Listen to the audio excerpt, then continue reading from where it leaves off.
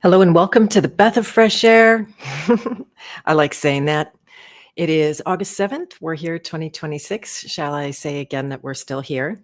I don't know if anybody is surprised or amazed when that happens, that you wake up and yet the world is still there despite the ongoing destruction. Today, as you can see from the banner, I have the great pleasure and honor of hosting Kelsey Kenny today. Got some people in the chat already. Thank you for everyone who's helped share this out, including Garrett and Kelsey. And it looks like Kelsey's having a little bit of some technical trouble, but I do have a few announcements. I'll just say hello to whoever is here. Mike New is in the house. Nice to see you. Cassidy's here and excited for this. Great to have you here. Miss Allie McBeal, as she's known on her YouTube channel. Fantastic to have you here. Eliza, great to see you. And maybe Joe's around or maybe not around, but he is the man behind everything that works over at Nutrition Detective in their live streams. So he does a great deal of behind the scenes work, and we are grateful for that. And so while we're waiting for Kelsey to figure out her connection trouble, I'm going to just make a few announcements about what's coming up. First of all, we had the open house on for the Journey Code coaching training this week. What was that, Wednesday? It was super fun, met some great people. I found out how incredibly enthusiastic and passionate I am about my subject. I might have spoke a little bit longer than I expected to, but that recording is up now. So if you didn't have a chance to attend live, it's not too late to catch it. And I'm going to grab a link for you guys and put it in the chat here. So this link, if you click on it, I'm hoping that'll work in the chat. You can let me know. And you just put in your name and email and you'll get instant access to the recording. So very inspiring from my side. I got a lot of good feedback and very much looking forward to the Journey Code coaching training. Doesn't start until the 16th of September, but the early bird is on only until the 15th of August. So if you are interested in learning how to help others deprogram and read and work within archetypes, not so you can know your type. This is something like, oh, I want to know my personality. That's not what's going on there.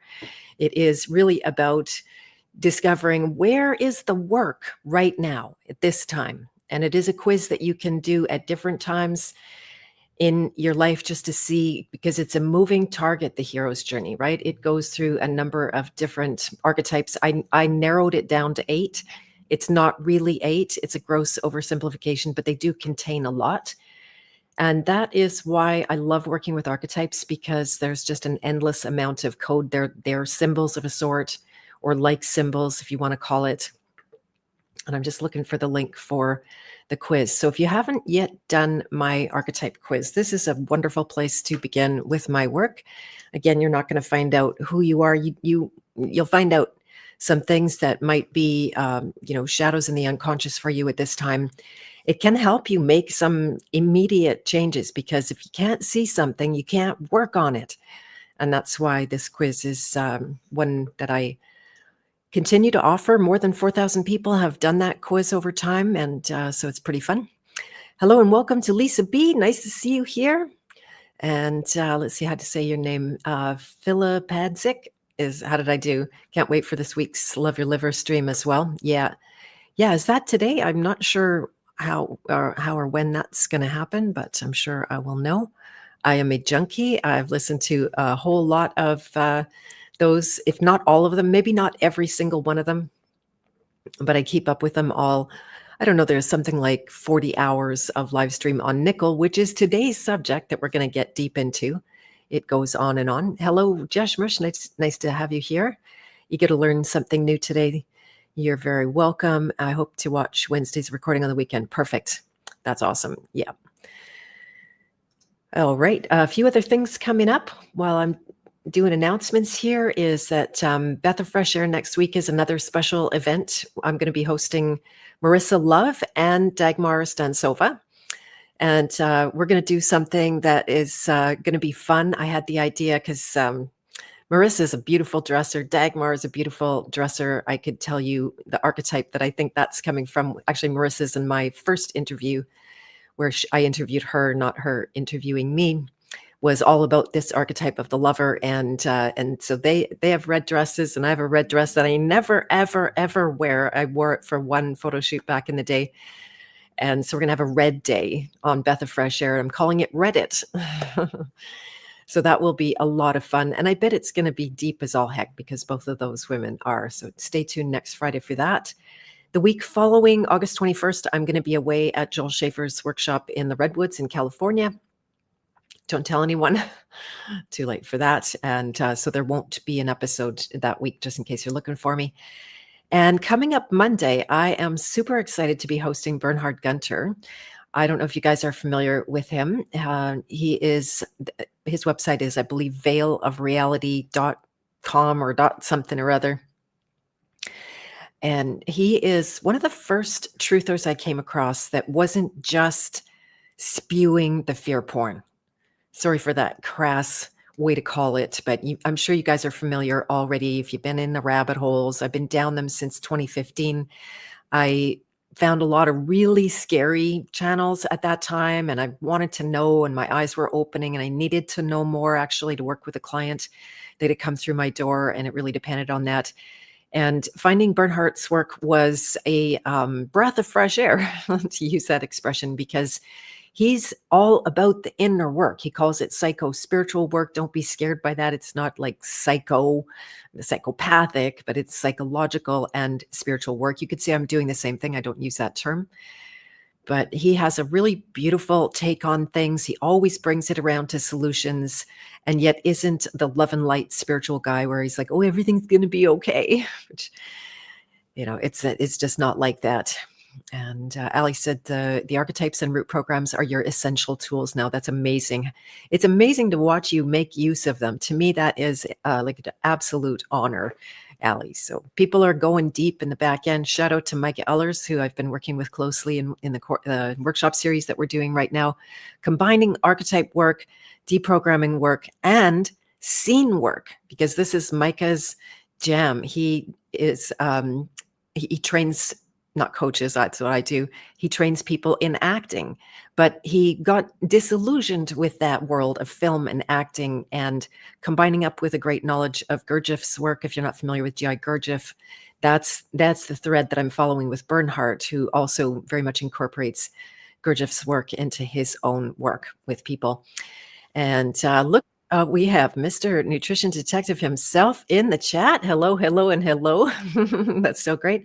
And it looks like Kelsey has made it backstage. I can't see her. She's going to be on audio only due to connectivity. So we're really looking forward to hearing her. And Dagmar had a suggestion that she should get on Ethernet, and then I'll let that be between her and Dagmar. Hello, Chris Unherded. Nice to see you. Good day as well. And let's see what Judgment said first. Almost all of what was in our face was fear porn. Yes, I know it takes a lot of deprogramming actually to get to that point where you see that it's there are threads of truth, but there was no lack of lies for us who were actively looking for the lies. All right. Without further ado, Kelsey, you could potentially always chat me in the private chat to the right of the chat on the right-hand side of the screen of StreamYard, but I'll just take a chance and bring you on. Hello? Hello, Kelsey. Hi. Yes, I can hear you. Hi, welcome. All right. Welcome to Beth of Fresh Air. What was that? Can you say that again? Oh, I'm sorry I was late, having a little connection issues. Yes, I do have Ethernet, Dagmar, but it's connected to a satellite, so the satellite gets a little, it's a little wumpy sometimes, so. Okay, there you go. Do you have any way to get closer to your mic? You're very quiet. Let's see. Yeah, I can hold it closer. It's a headset, so, or maybe I can turn up the sensitivity. Can you hear me better now? Is that Yes, adequate? I can. Yes. Okay. Yes, Okay. That is better. Yeah. And if you guys don't in the chat, don't mind just letting us know if you can hear Kelsey properly. That would be awesome. And so we're going to get into it today. Holy mackerel, nickel. Oh my goodness. So, very big subject, as I mentioned, that Garrett himself, the host of Nutrition Detective on YouTube, he's in the chat. Go follow him.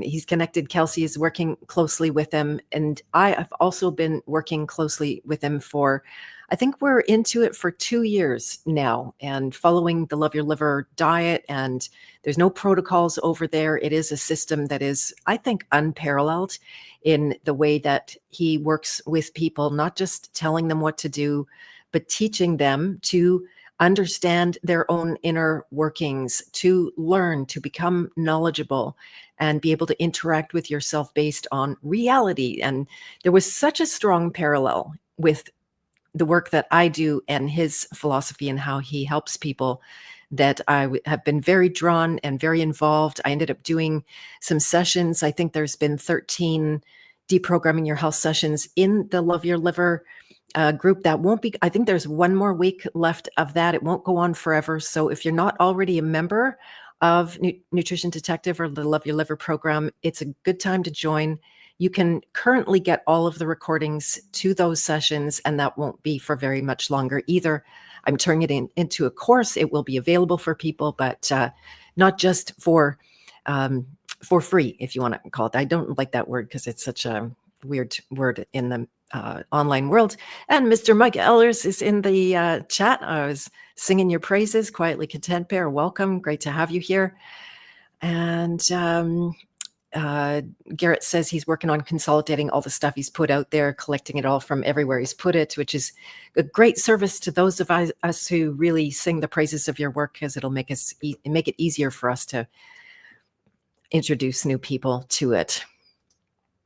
All right, so let's get into it. If you're not familiar with Kelsey Kenny, I bet you are, but she is a cell and molecular biologist who's had a number of her own health challenges. Her and Garrett connected because of what she was going through, and they had enormous breakthroughs. And then they started to collaborate and work together because, based on your research, Kelsey, you had a great deal to bring to the table as well. And I think so, yes. Yeah, and this latest iteration of the nickel poisoning, like, can we get just right to the point about this? It is absolutely, I don't use this word that much, but I've been using it a lot to describe this situation, is that it's formidable to detox. And of course, it's formidable to just be in a world that is continuously poisoning us this way. But just to finish off, Kelsey Kenny is a practitioner with Nutrition Detective. She's been my practitioner for the past 2 years. I have another session coming up with her in September. And it's been absolutely priceless to be part of, not just, getting the care and recommendations and all of that kind of thing, but to be part of the community that is so courageous to break ground in the arena of health. Because honestly, it's a shit show, excuse my language, but by now, I think you guys know the medical science industry doesn't have our best interest, and neither does the natural health industry have our best interest. It's red pill, blue pill. They got us on both counts. And so Kelsey and Garrett are literally breaking ground. They use real research and real science. A lot of people have gone off the rails and like, oh, there's no molecules and there's no cells and there's no vitamins and there's no all this kind of stuff. And to me, that's a big sideways if you've gone there, because there is so much to be known. So Kelsey, welcome to Beth of Fresh Air. It's so great to have you here. Thank you. Good to be here. And Garrett just said something real nice about you. I'll put that up, that you're the best thing to happen to him and all of the LYL community. Yeah, very courageous community. It might otherwise look like you guys are experimenting on us, but it's not like that. Nobody's there in a victim capacity.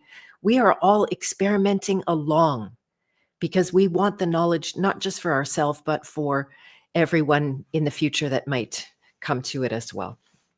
Thank you. Yeah. Thank you, baby. That's very nice of you. Yes. Yeah. We're not experimenting on people. And it's just been amazing that people, though, when we bring something new to the table, they really trust us, and they'll go and do it. And they believe we've got the research to back it up, and we believe it's safe and will be helpful. So yeah, we don't have guinea people. We have our people that know and trust us.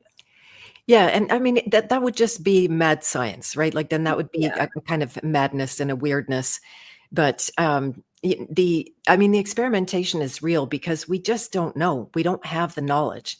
And I guess, what was it, 6 months ago, nickel wasn't even on the radar as a toxin.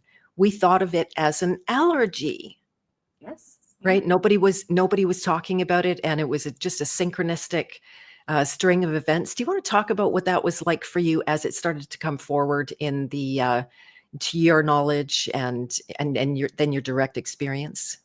Sure. Yeah, I was hoping you'd have a question like this. A great question. So it was Dr. Smith that figured out that nickel was still an issue, and we could benefit from adding a low nickel element to our diet. And when Dr. Smith first brought this to me, I was just like, oh my gosh, not another thing. Like, what's the next thing it's going to be, and what am I going to eat now? And I'm sure some people also had those thoughts too. But very quickly, when I, in my eagerness to try it out and experiment, I eliminated all things that my big brain could think of that were, nickel sources. And there was nothing in the research to indicate that there was anything wrong with that. But we found out, like you said, very quickly that, a few weeks later, and we told you guys as soon as we did, that this is not fun. This is not fun to go off completely. And we started telling people, go slow, pick one thing at a time, find a replacement first for that nickel source before you just stop, because there's some, there can be some orthorexia, or, being fear of eating kind of, and there can be some appetite suppression that can come from the old nickel coming out now that you're not taking it anymore. And various other things. So going slow is absolutely key. Yeah, I'll go back to your first comments there first, that, not another thing. That Yeah. was because, honestly, even when you start out, you're like, oh, copper's a poison. Oh, sulfur is a poison. I've been junking out on garlic, and oh, polyphenols, eat the rainbow. That's all antioxidant, anti-detox. Mhm. And so all of these, it was literally a shocker. Deprogramming is my whole entire focus of my life, and it was hard for me to detox all of that indoctrination from the natural health world that I gave myself over the course of my better part of my life. And then, yeah, the what to eat now, because for me it was super courageous to go love your liver, like the normal love your liver, low vitamin A and all of that kind of thing. And then when the nickel came along and I was down to what felt like 4 foods, then it was next level. Like, okay, can I do this? But there's no question, somehow inside of those people who are the truth or bust, that you've made that decision already. So you're not going to, oh, that inconvenient truth that's going to narrow my diet again. You can't look away from it, right? So even though I was irritated, I know Garrett can attest to a few texts that we were having at the time, but I still couldn't. And it was hard to find food, because in Canada, whole grains were all I could get that are non-fortified, non-poisoned, Mm. which we know fortification to be. So it was a bit of an adjustment. I had to find an underground railroad to get non-fortified flour. I did find it now. I have 40 pounds in my freezer of it. Great. I know. Can't buy a loaf of bread in Canada like that. That's, I mean, that's wild. I know. But see how carefully they took care of everything. So, Hmm. so that is one thing. It takes a special kind of person that is, and usually, unfortunately, it's because nothing else worked, right? That you're sick and you're not getting better, and everything in the natural health world works for a time, and then it doesn't. Now, the literature had a certain kind of, it was great because of the nickel so-called allergy. There was a huge abundance of research available. And so why do you think, or why was it different for us than, because they were saying in the literature, they were saying like 2 to 4 weeks on a low nickel diet, and that would kind of take care of it. And then it became more like a 1 to 3 month kind of track, and we're all right now inside that experiment. Not that you're experimenting on us; we're all willingly and needing to do this. But why do you think it's been different for those that had been detoxing for a year, 2 years, 3 years already? Why do you think it hit us so hard? Well, first of all, there's plenty of research on nickel toxicity, cells and humans and various things, and thousands. And Dr. Smith has shown that with his more than 40 hours of nickel related live streams. But as far as actual patient, where they had humans go on a low nickel diet, it was kind of sparse. And even the ones that did that were published, they were doing 3-month intervals or something, or 8-week intervals. And they only have, in a research paper, they only have their set outcomes and their set objectives and their set, hypotheses or hypothesis. And, beyond that, they're not going to talk about some of this stuff, or if they're not following up continuously, they miss maybe some of the detox reactions that we all experienced, because we're paying attention and everything. And you can only make a paper so long that you're not getting each single subject's experience along the way, along those 3 months. So yeah, there was a dearth of research to know what to expect. But based on what Dr. Smith had already told us about what happens when you stop taking in the poison, you stop intoxing, you start detoxing, right? So that allows your body to say, oh, okay, so we don't have to rush to store this somewhere. And we can let out the old stuff now. So, and that's proven to be the same case with nickel. However, and we expected that. However, we didn't know how difficult it was going to be when it came out, especially if you go completely as low nickel as possible very quickly. We didn't know the kind of discomfort that would come from that. Right, because the regular LYL diet, it took me about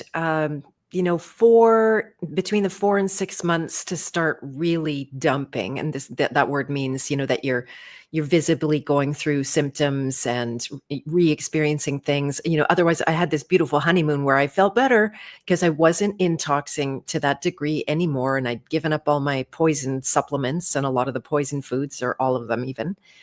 And, so it was sort of manageable. But with the nickel detox, even removing, because I did it in stages. I didn't go like full Monty at the very beginning, because I couldn't. I was still looking for some food replacements.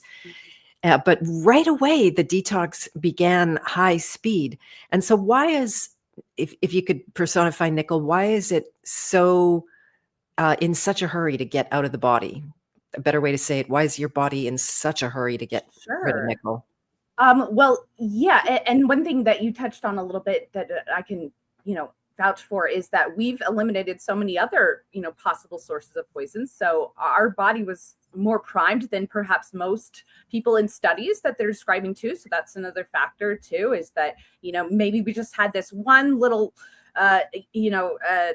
finger in the dike, or, I don't know what metaphor to use. Dr. Smith's better at the metaphors, but we just had this one little thing stopping a lot of processes from completing. And once we pulled out that stick, that support, it's just like, wow, everything was just primed to go, and the pathways were all ready to detox this. And then another thing specifically about nickel is that, unlike other toxins, toxic metals are toxic metals. We can't change them. We can't really do alchemy that I know of to turn nickel into not nickel, or nickel into zinc, or something a little safer.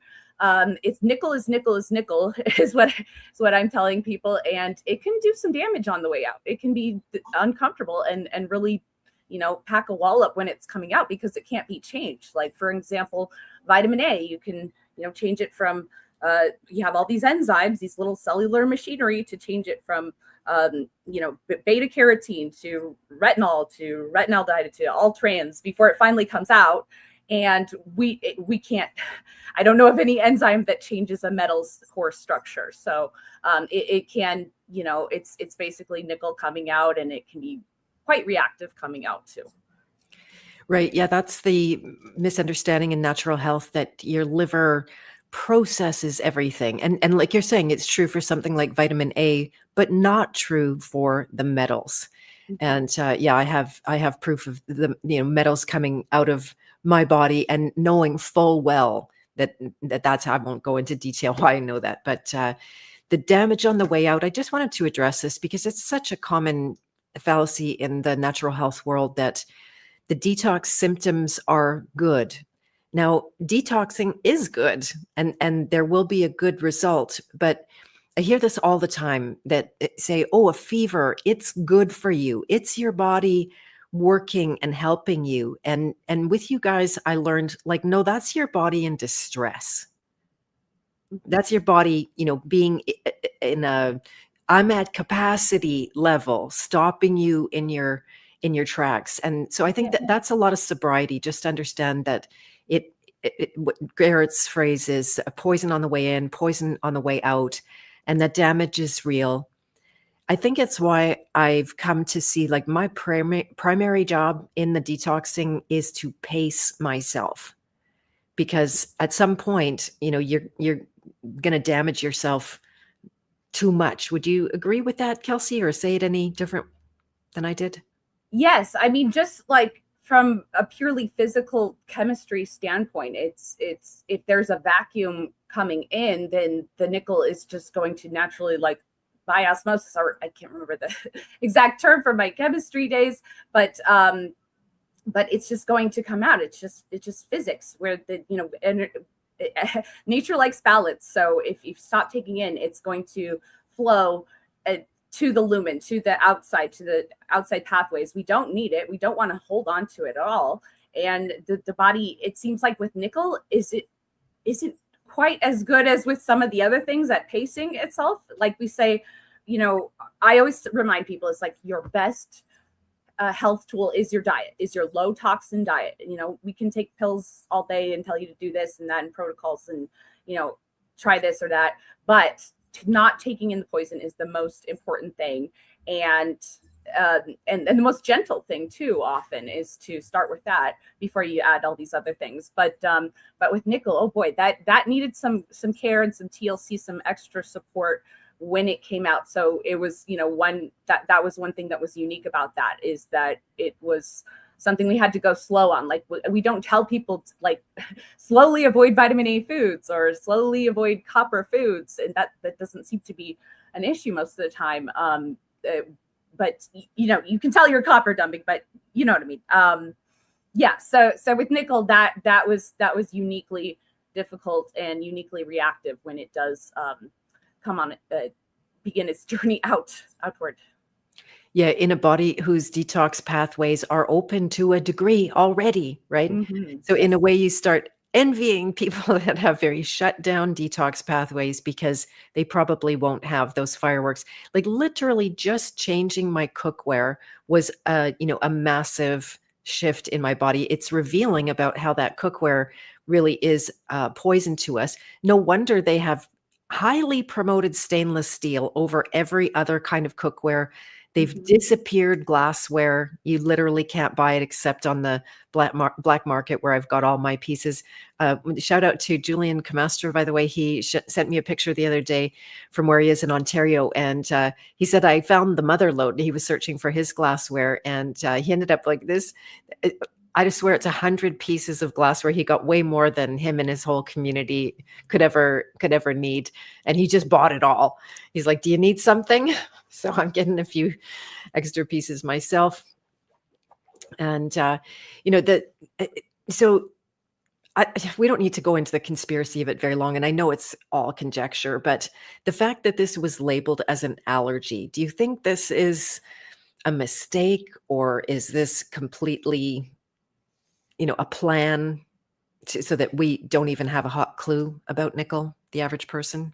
Well, I can't say for sure, but it sure smells like a duck, and it's very telling that nobody talks about lead allergy, and nobody talks about I'm not sure another example of that, but that's mercury. An example. Yeah, mercury allergy, right? We just all know it's toxins. Like medical doctors and natural practitioners alike agree that it is a toxic heavy metal and not needed in the body, but for some reason, this one was treated differently and treated as an allergy. And people that were just had the skin reaction, though, that it's like, oh, they have an allergy, and everything kind of aligned that way, beginning with that initial kind of classification, I think.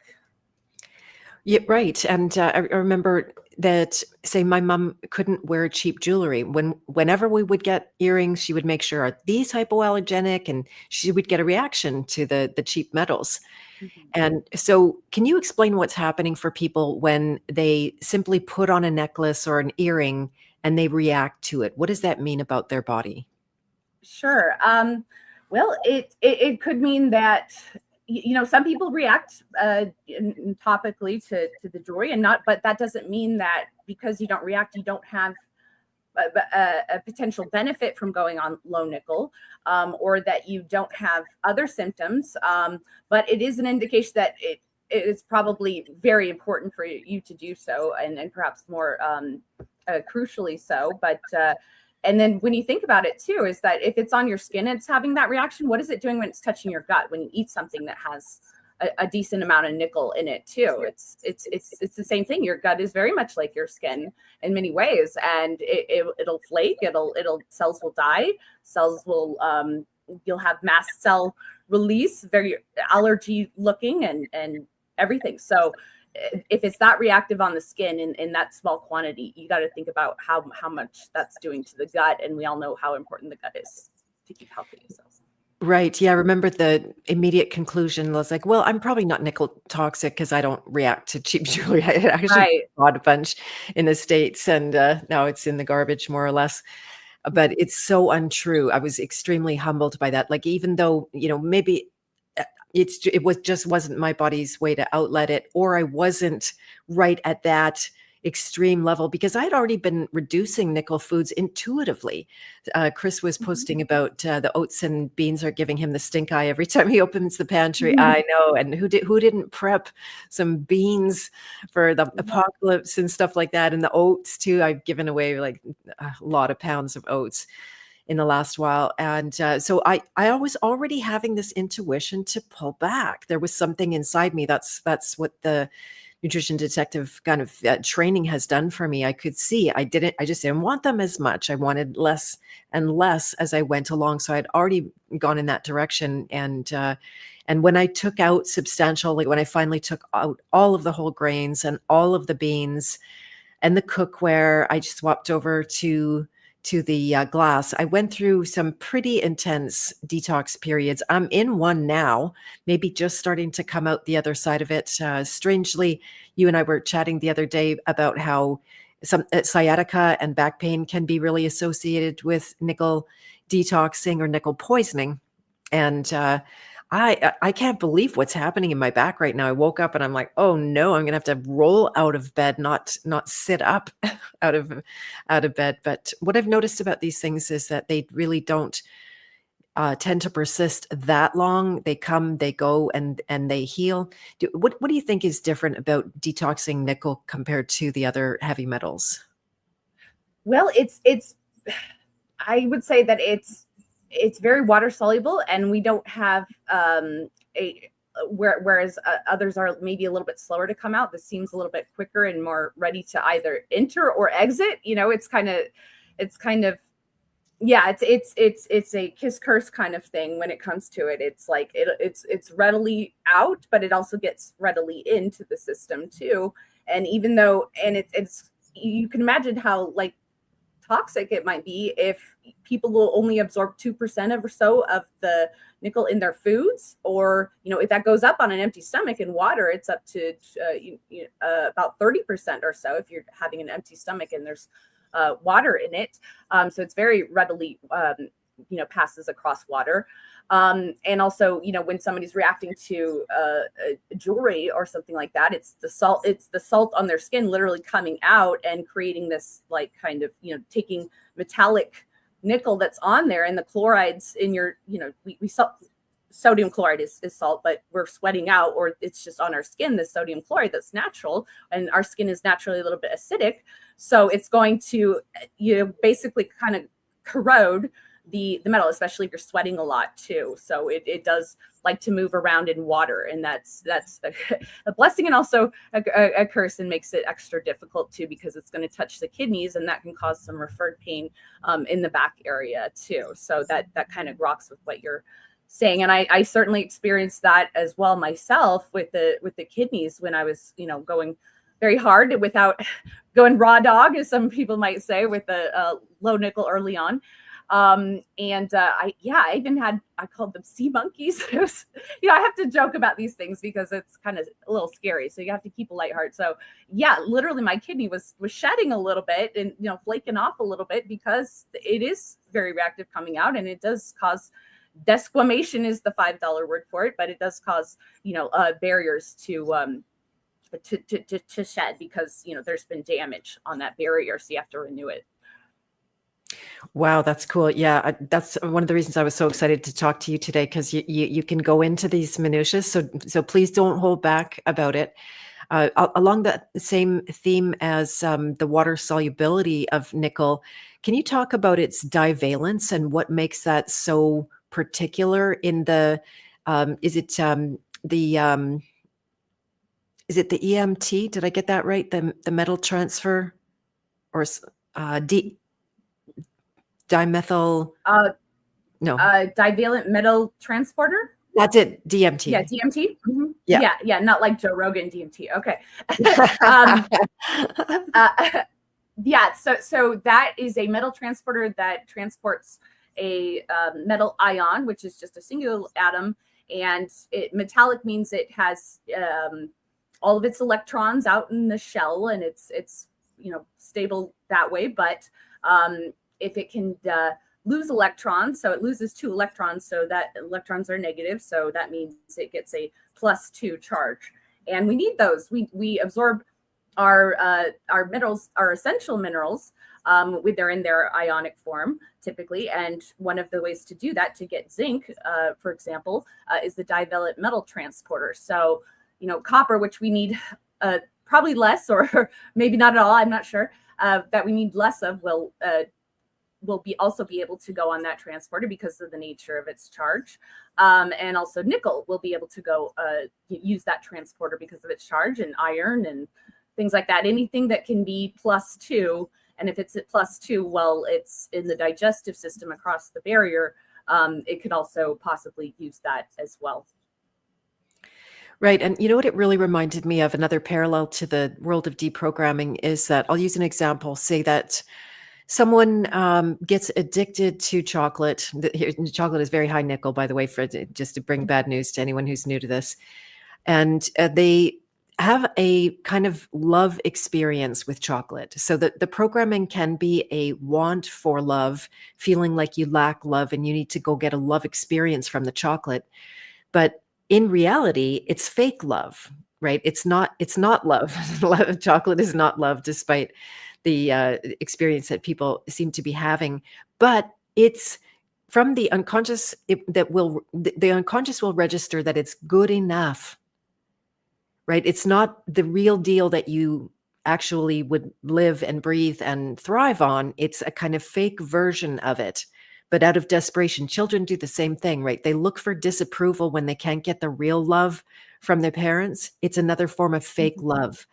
And it seems like the metals do exactly that. So when your body can't get the metal that it needs for that transfer, then it's going to put in a piece of garbage like nickel. Do you think that's accurate at all? Yeah.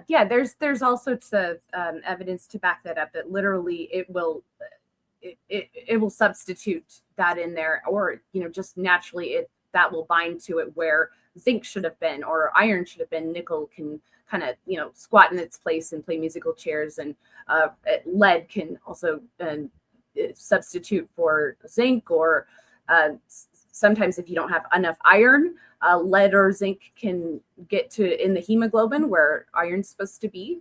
And that product isn't helpful for us in any ways, but yeah, it'll happen. And also the interesting thing about numbing or using core substitutes, it happens a lot in niacin too. There's so many things that hit the niacin receptor and can give us a little relief and can do some of what niacin does if it were there, but not all.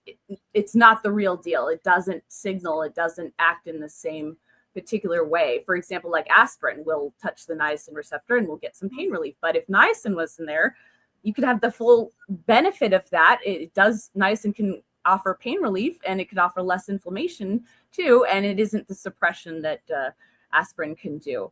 What else was I going to say about that? Yeah, I'll remember in a second. I think that's what I want to say for now. No, that's awesome. And I didn't know that about the a niacin receptor. Kelsey is kind of Dagmar refers to as the queen of chemistry, and she brought niacin. Yeah, isn't it nice that she brought niacin to the LYL community, and we're all taking it. It's, of course, they scare you about it, and people take themselves to the emergency room because they had a flush. But it's freaky. I had someone give me niacin when I was young, and I'm like, something really wrong is happening. But it passed quickly enough that I never had to run and get help for it or anything like that. We can probably get into niacin at some level, especially because it is related with the detox. I just wanted to say hello to a few folks, and we have a conspiracy music guru in the house. Nice to see you here. And to be fair, sometimes chocolate is a lot less hassle than a wife, right? But it's a fake wife, Mr. Conspiracy Guru, right? I'm just joking with you there. And it looks like we have some Confluence connection going over here. Maybe Eliza invited Miss K8 into the scene. Nice to see you here. Hello. And coffee quit me, Ali. I still love it though. I still love the taste. There's something strange. I didn't lose my taste like I did for hot peppers and other poison things like garlic. Garlic tastes terrible to me now, but coffee still seems delicious, which is another nickel source. And let's see, what I was gonna. Ali was saying, maybe we can go over into some of the remedies now. And Jenny G, welcome. I'm so glad that you are here and you had a good reading with Topher. Garrett was saying he has a 25-pound bag of sorghum sitting around from that little experiment. You save it for what is that, SHTF food? I don't know what that's like, what the starvation when you love nothing else to eat. Shite hits the fan. So, yeah, exactly. Yes. Exactly. Right. Yeah, I was right. Exactly. And then he was just clarifying, we don't have to avoid so many things. The world has been created and poisoned around us as required us to take these actions. That's a great thing, because people often go to a great point to bring up. They go to that nature fallacy argument where, oh, well, my grandmother and grandfather ate this way and they ate off the land and it was natural. And we don't have that world. And we don't have their livers in terms of the inheritance of deficiencies and toxicities. Do you want to talk about that a little bit as well? Sure. Yeah. First, I want to say, I remembered what I was going to say about people in particular, is that, really deep diving into a lot of the research. One reason why it may be part of comfort foods is because it can cause a numbing sensation for like deeper pain, and not in the our receptors, as we call our little cellular antennas, the body uses them in multiple places, and they don't always act the same, based on where they are. So the skin receptors that sense heat and pain, those are the TRPV1 receptors. Okay, so that tells you if something's hot and get away, and that's very primal to it's literally doesn't even reach our brain. It goes to the spinal cord, but it has to be quicker than going to the brain and producing a conscious thought. It has to be faster than that. So it's a reflex, very important receptor. But it also, we have TRPV1 receptors in our brain, but our brains don't feel hot and our brains don't feel itchy, which, there's itch receptors too that kind of overlap. But in any case, we don't really have that in the brain, and you can't really feel pain in the brain. And when they do brain surgery, for example, like they don't give them any anesthetic injected to the brain. They're just everything else, the scalp and everything. But it's what it does. What it seems to do is that I don't want to get too into the mechanics, but it seems to numb deeper pains, more possibly protective pains, or possibly pain that could result in repair. But it makes so it can be a numbing thing. So if you have deep down sadness and anxiety, I think that's some of the reasons why those came up for people, is that they didn't have that numbness anymore when the nickel was leaving. But it makes the pain that's kind of like poking, like irritants, like short-term discomfort, stronger. It makes that signal stronger, right? So that's very interesting, and that kind of works for the PTB in a way, to make death by 1,000 cuts, or if the I think I heard this from Miguel Connor, but when he says like, how would the archons control us? It would be to just those little things, those everyday stressors, that DMV, the computer not working, things like that, and it makes those stressors more annoying, more present in our mind, and stronger, and maybe masks deeper pain or things we need to work on.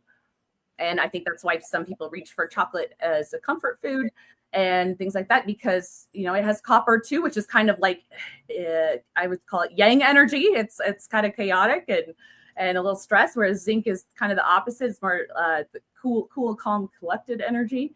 I think that's what it's doing, and I think it's why it's this nickel detox has come with some sadness and anxiety, and I certainly felt that too.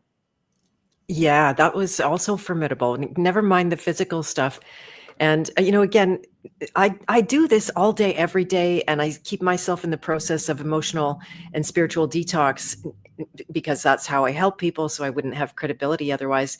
And the nickel detox, it brought on the weirdest. I never said weird so much. And I know that was Garrett said a lot of that, like feeling weird and even unexplainable. I swear there were experiences on that level that I had never had before or couldn't recognize or what had been numb to, right? To your point.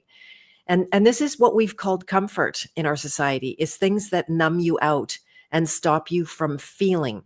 And so if you're not onto that psyop yet, that's actually that kind of comfort is the biggest pain of all when you allow yourself to have it. I was talking to a friend about shock today and how, your body goes into it's like the ultimate protective mode, that when the pain is too intense, whether it's physical, mental, emotional, it's usually a combination, then there's a shutdown. And you go into a numbness, exactly like you're saying, comfortably numb, Chris, exactly. And so that's a big awakening right there. It is an opportunity because you get to see things inside yourself that were going on. They're always going on. They're not new. They just came to your awareness when the numbness was released to a certain degree. And yeah, that was a lot of work. I ended up doing at least 1 or 2 sessions in the Deprogramming Your Health on nickel detoxing and the mental symptoms that come up. It's crazy. When I know as I go through various levels of my nickel detox, I can really map it on the emotional side.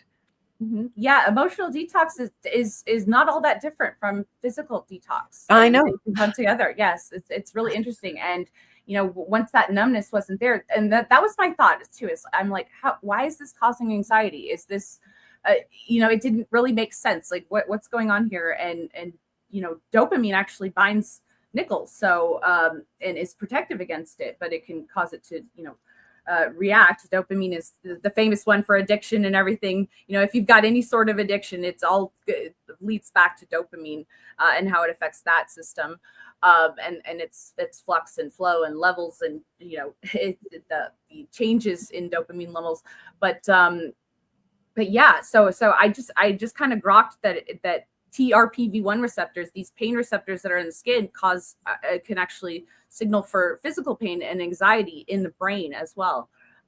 We just don't read it as itchy and hot. We read it as sad and lonely and depression. And I think that unmasking of that allowed some emotional release. So I didn't think it was like a bad thing necessarily. It was coming up for healing, I think.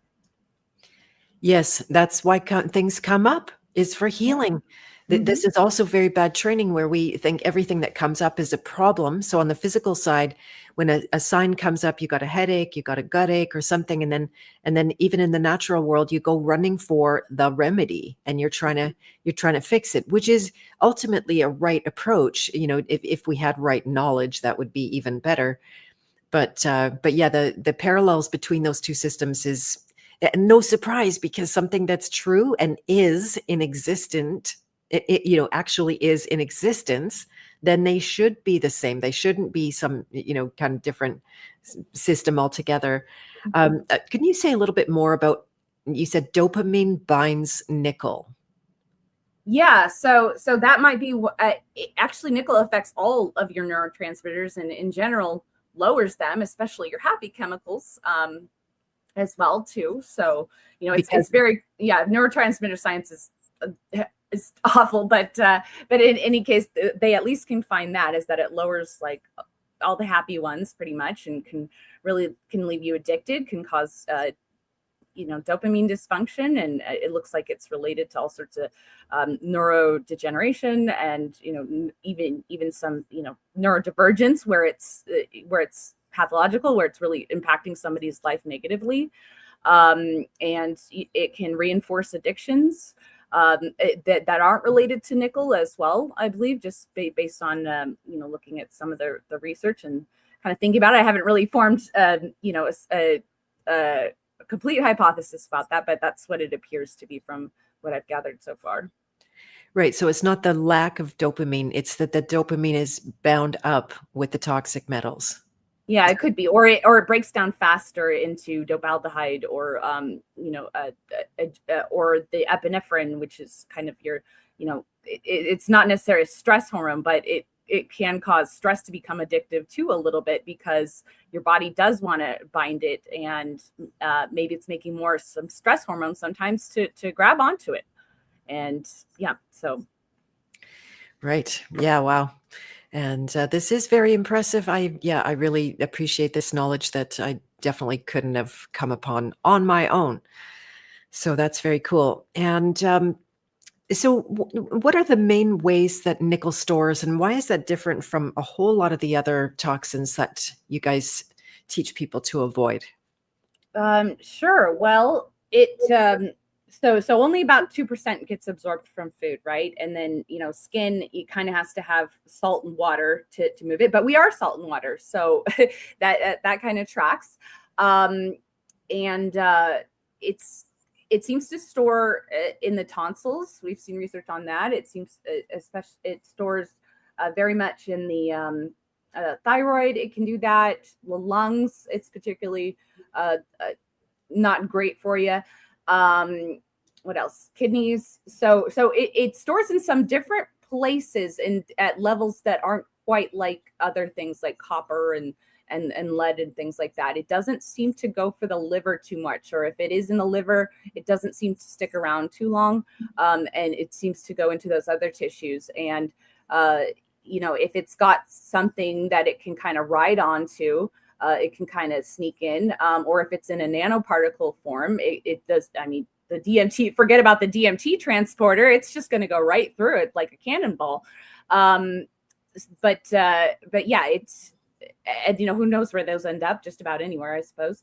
But yeah, it is a little bit different, where it seems to go for, and it can go into fattier places. So that means it can go, your nerves are kind of fatty, your brain's fatty, your adipose tissue, of course, that's fatty because that's fat tissue.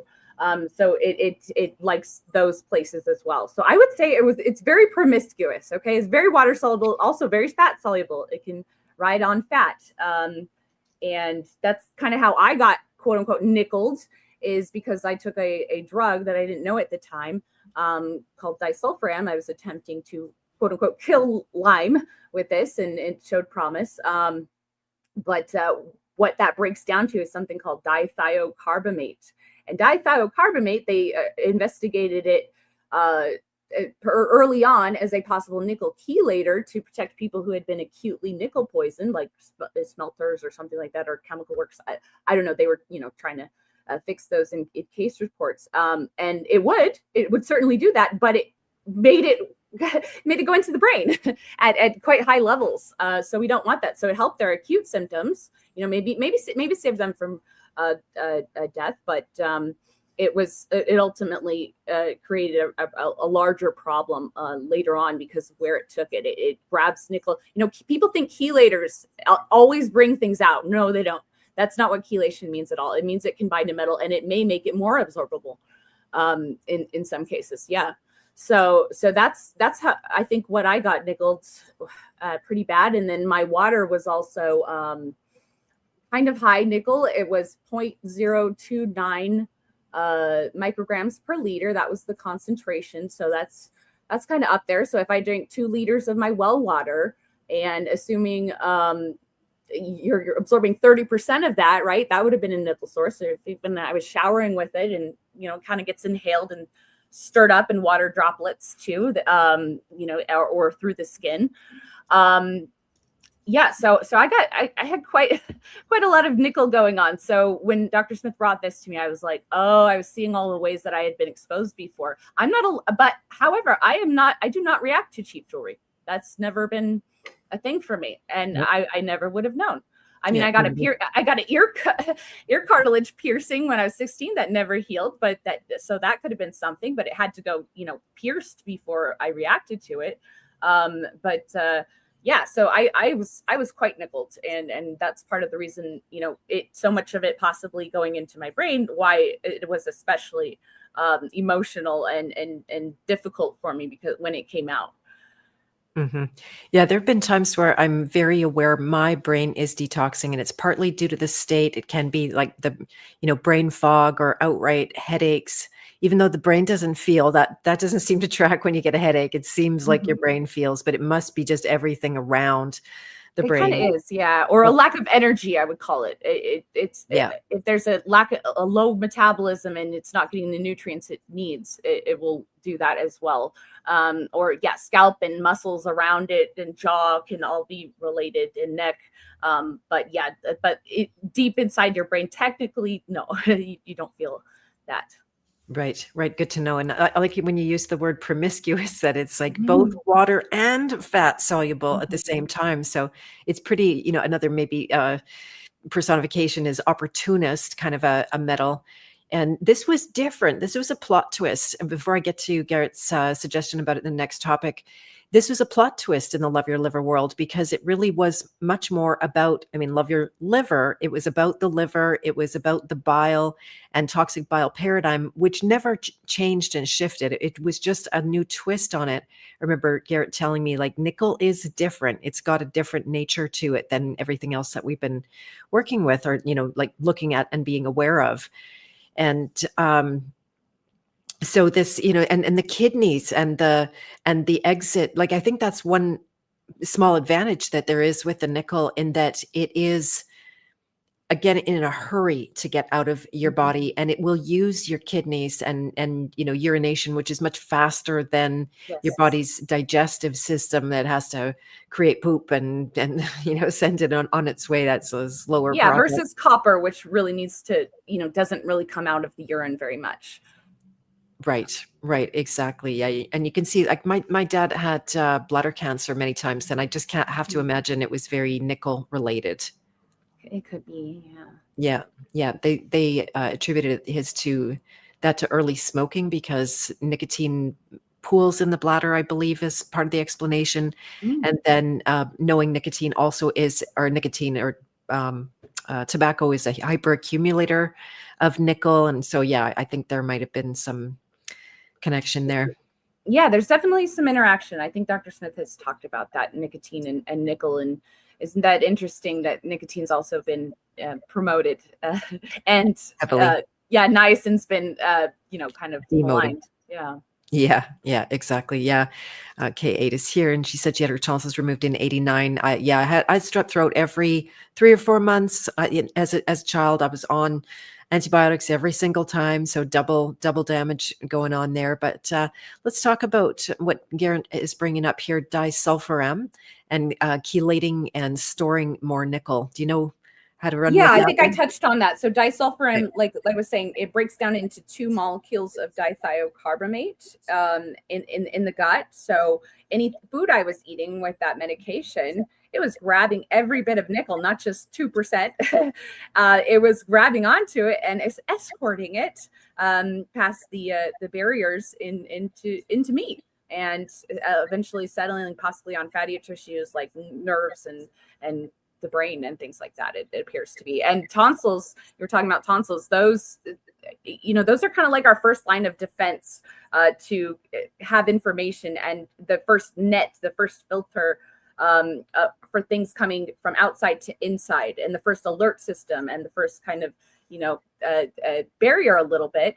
And I thought, Dr. Smith sent me a paper. It was 100 years ago, where they took human tonsil extracts and put them into all sorts of animals, and heating it didn't help much for these extracts. It didn't make it less toxic or anything else they could do to it. They injected this, and they would basically keel over, have some very acute symptoms and keel over.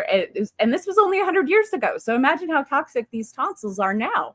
And I had also a paper that was talking about, it was only one paper. I can't believe that nobody's looked at this, but it was a paper where they had taken people's tonsils out in the surgery because of pathology, like somebody had tonsillitis or things like that, and they found nanoparticles of nickel in there, and nanoparticles of stainless steel and various nickel alloys in there, jagged, and from all sorts of sources. And it didn't seem to be much difference as far as the nickel content between like smelters and a bus driver, or a kid who was getting their tonsils out, who's probably more toxic a lot sooner than the adult.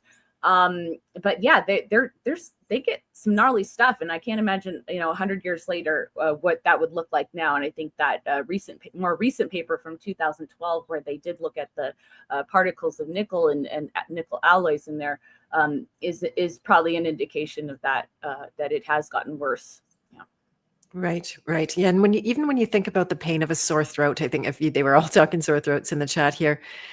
You can feel that sharpness of it, or that there's like, what could be causing that kind of pain. It's very signature pain. If you've been through a lot of it, I'm sure you even have a memory just thinking about it. And so typically we were taught that the tonsils were part of your immune system. That's why they stopped ripping them out of kids' throats, which seems like better than that's a good step in the right direction. But do you want to talk about why that idea about a strong immune system is totally bunk? Well, yeah, we tend to think of the immune system as more as the garbage cleanup crew, and that helps repair and helps coordinate repair. It's like the construction crew also for that. It's not just the toxin cleanup crew. It also helps facilitate repair and things like that too. So, okay, well, sorry, what was the question? I lost my train of thought. Well, it's going in the direction of terrain theory, right? Because when people believe in germ theory, then they need an immune system to protect themselves from the microbes. Mm-hmm. And so that tonsils are put out as an important part of your immune system to fight first line defense. But you're defining it in a different way, that it's the construction and the cleanup crew. Yeah. And we have to have our watchtowers out. They're like watchtowers that also, can store some things too. And they create more tissue. If there is extra irritants, you're going to make more watchtowers. If your body's sensing there's a lot coming in, that you're going to put up more. I don't know, think of it maybe as a border crossing or something like that. You're going to put more agents. You're going to put on the lines, more border agents. You're going to put barbed wire. You're going to make more, build higher towers. So that tissue gets hypertrophic, is the $5 word. There's more of it because your body thinks you need more of it and more protection. And the nose, the adenoids, possibly that could, cause some breathing issues or something like that, if those are enlarged, and other tissue around there. So I don't know. Should we get them out still? I think tissue can grow back. And a lot of times it does when people get their tonsils, dude, like 20% of children or so, 10 to 20% need to get their tonsils kind of grow back, and they need to get it done again. So my feeling is that if you've had them out, that tissue can grow back to some extent. If it needs to, right? So I'm actually going to have my children's tonsils out, because they're still, even with everything I do, and I can't control what their dad does when they're with him too as well. So I can't manage it, but I can maintain it. So my thought is, let's just get the tonsils out. Let's get the adenoids for my daughter. They're still pretty enlarged, so they can breathe, because it's very important to breathe. So it was definitely a thing that I struggled with, in weighing the possibilities and the dangers and everything like that, and looking at all long-term research. And I struggled with this for like 2 years. right? So Okay. I finally decided, okay, I think they just need to come out, and I can do maintenance. And if the tissue needs to come back, it's going to come back. That's good to hear. Thanks for sharing that. Mhm. It does get to that point where, people are so red pill, black pill, or red pill, blue pill. So they're anti medical establishment, they're anti PubMed, science, molecules, vitamins. Like they're just, they just baby in the bathwater. It's all gone. And then it might very well not receive a treatment that could in fact help them with a great deal of knowledge. I'm sure you're coming to a good, like, because obviously breathing is more important. You can't live for, how long can you live without breathing? I don't know, 10 seconds or 12 seconds or something like that, compared to living without your tonsils, which many Yeah, and their people. brain development is dependent on proper oxygenation and proper sleep at night too. And just knowing that if somebody took their tonsils and injected them, they would they would be gone. How toxic those things are. I'm like, oh, I got the ick. I'm like, we need to get those out. Those are very toxic things, and we're removing a source of toxicity here. And that they do these all the time. So I think it's very safe, and it's almost like trimming the nails. So I'm okay with it. I've made peace with that. Nice, that's awesome.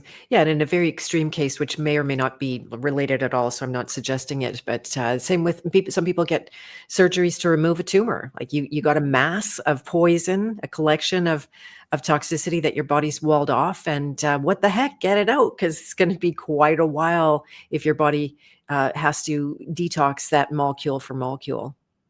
Yes, and I've tried with saline and all sorts of things to get the swelling down, and but it's ultimately I can't control what when they're not with me, and so we're gonna do this and then maintain from there.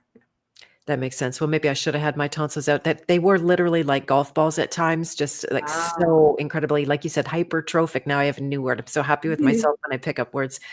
And thank you, Val Levita, that is encouraging people to hit the like button. That is great. And that's because I don't have any algorithms working for me around here. They only work against me around here. So I really do appreciate and depend on people sharing and liking and commenting and all of that kind of stuff that I always forget to say. Where the heck is Jackie K, by the way? She's always my sidekick, and I haven't seen her for a while. Hope she's doing well from your community. And yeah, so those border agents, it's a great, thank you for that distinction. It really is different. We have alert systems at many different levels. Just to keep drawing the parallel between the mental, emotional, right? You always have small signs before you have big signs. If you're in a situation and it's not really right for you, there will be some signals going off. Now, our problem is that we have an expertise. We are very well trained at stopping our attention from going to the signals. They're there.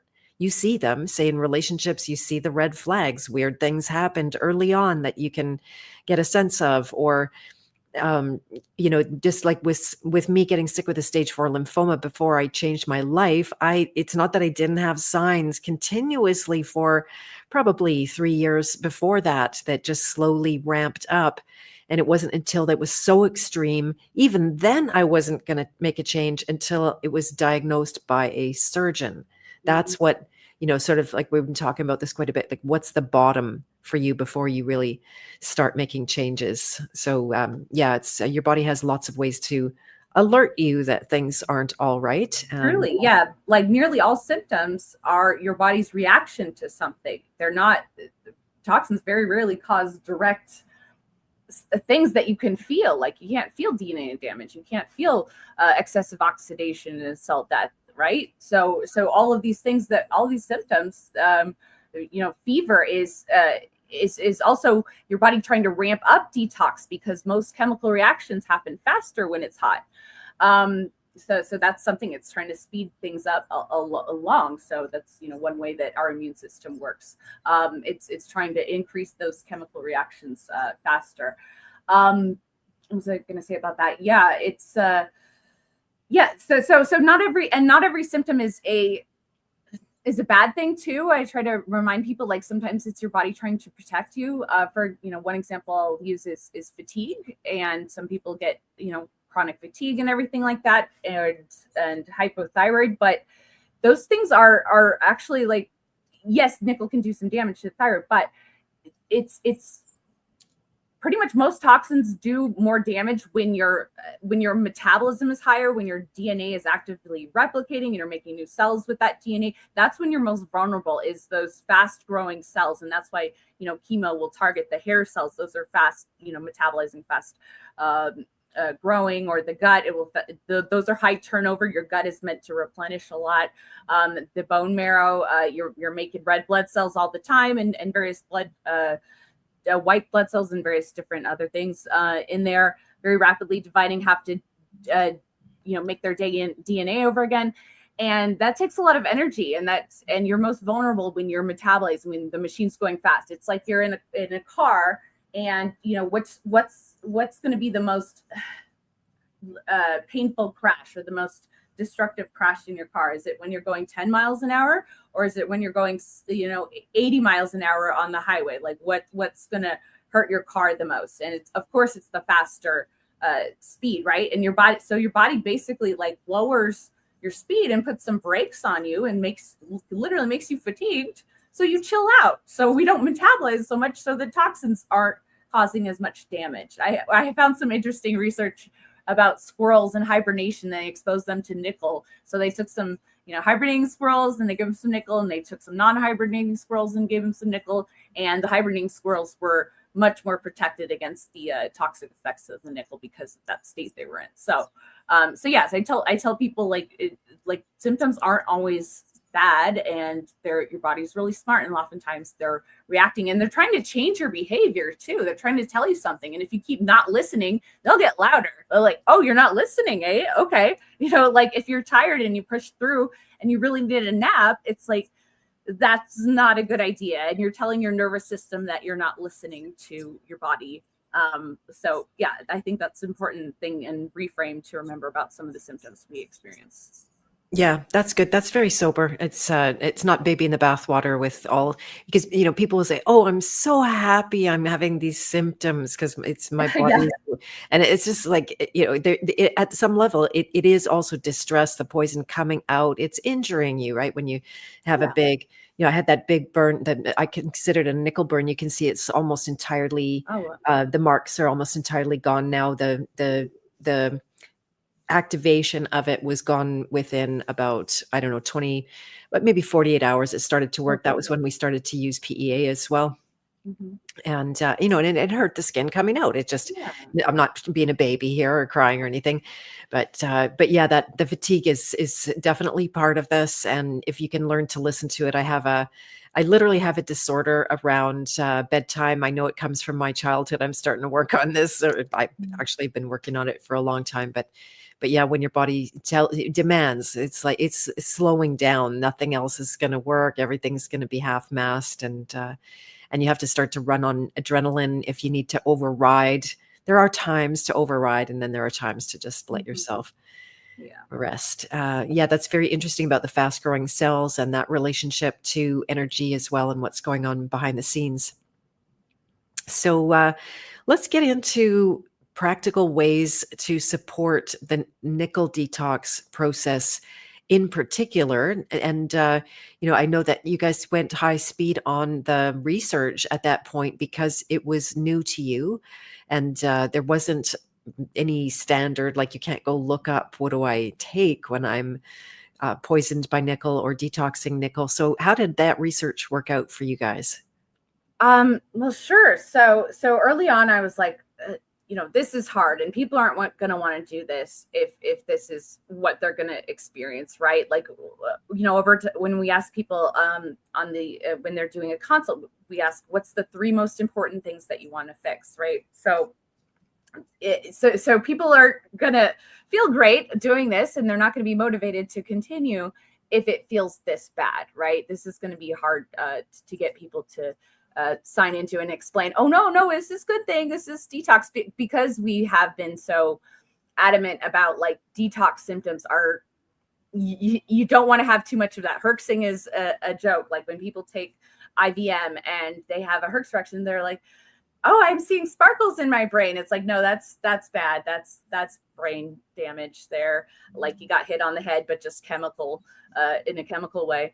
But Thank yeah, you. all these made up Herxheimer effects, they're actually just drug poisoning, I believe. So, so are we having Herxheimer's when we avoid, and aren't we supposed to avoid that and not push things too hard and everything? And it's like, yeah, but we can't grab all the nickel coming out, and it's going to cause some upset. Like but it's impossible to catch every single little bit and not have it, cause some upset on the way out. And so I was, of course, digging into the research, and I don't use ChatGPT anymore because it just doesn't really give me what I really need. I just do it the old fashioned way and go on PubMed and just started talking nickel plus this, nickel plus that, nickel plus a million, nickel plus that, just like I did with niacin, and figuring that out before that, ChatGPT was even a thing. I was just looking for anything. I found pectin early on, or Pectisol. I thought that was worth introducing, and Dr. Smith agreed, and that helped to some degree, and it helped grab some of the nickel that we weren't grabbing, so it would be less irritating on the way out. I'll just use the word irritating instead of damage, so we just reframe it a little bit. But what was going to help repair what nickel had already done, or what was going to repair the old damage and things like that, or help that process on a system that might have already been kind of stressed, or it kind of a, I hate to use the term inflammation, but kind of an inflammatory cycle where you couldn't really get out of it. What's going to reverse that and help reverse that, and what needs to happen. So yeah, like Dr. Smith says, he saw the PEA and nickel allergy. Well, they call it allergy, but just sub toxicity. So there was a paper that was called nickel allergy and palmitoyl ethanolamide, and Dr. Smith had seen it, but he kind of skipped over it because he's like, oh, that sounds like a drug, right? palmitoyl ethanolamide. So he didn't go into it, but I like to look at everything. I'm like, oh, what's that? I never heard of that one. I didn't know what it was, and I clicked on it, and it was just like, wow, okay, so this is really something here. And it was a really good hypothesis paper, and I have a hard time saying this. It wasn't too hard to understand for me, of course, but it may be also consumable for most people. You probably will get most people can read it all right. It's pretty straightforward.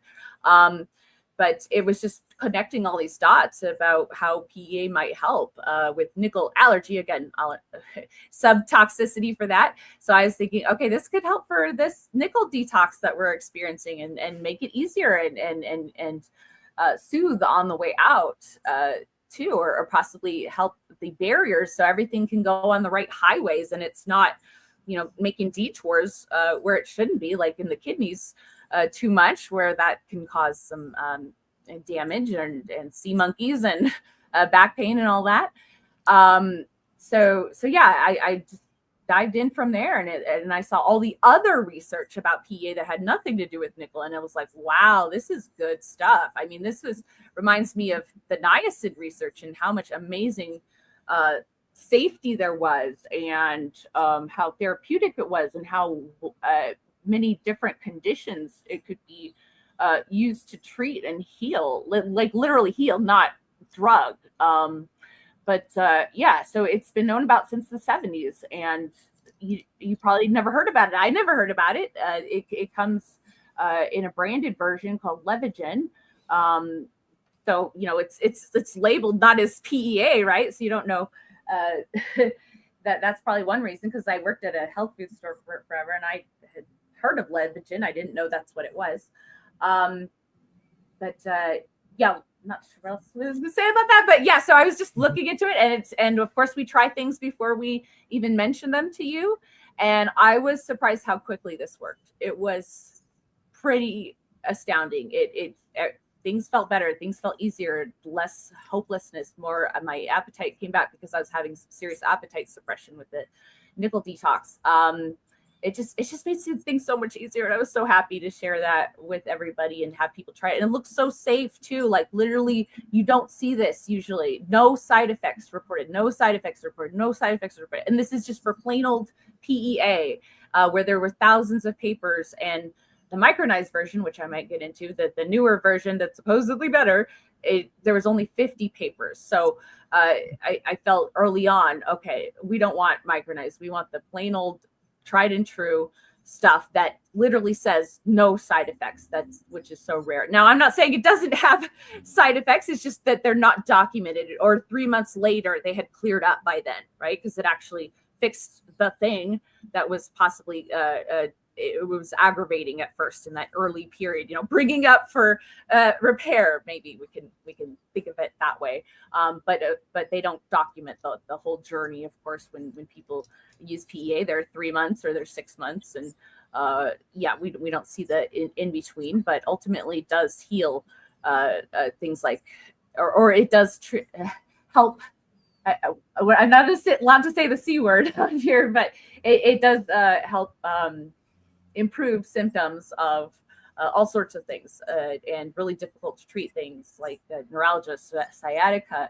It can even help with the IBS and I could go on and I can list on and on pain, and it works topically, orally, really safe stuff. So we felt like this would be a good ad, and fairly quickly. It seems to work pretty soon after. Most people are experiencing some kind of benefit within a week or two with it, and then the beneficial effects seem to accumulate from there.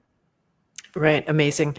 Yeah, I remember my first experience with PEA was quite euphoric, actually. And I know another friend of mine said that there was, it was almost like a drug-like effect, though it's not a drug. And we're not saying that, just that, especially in the mental, emotional, there was a couple of days I couldn't come up with a bad feeling.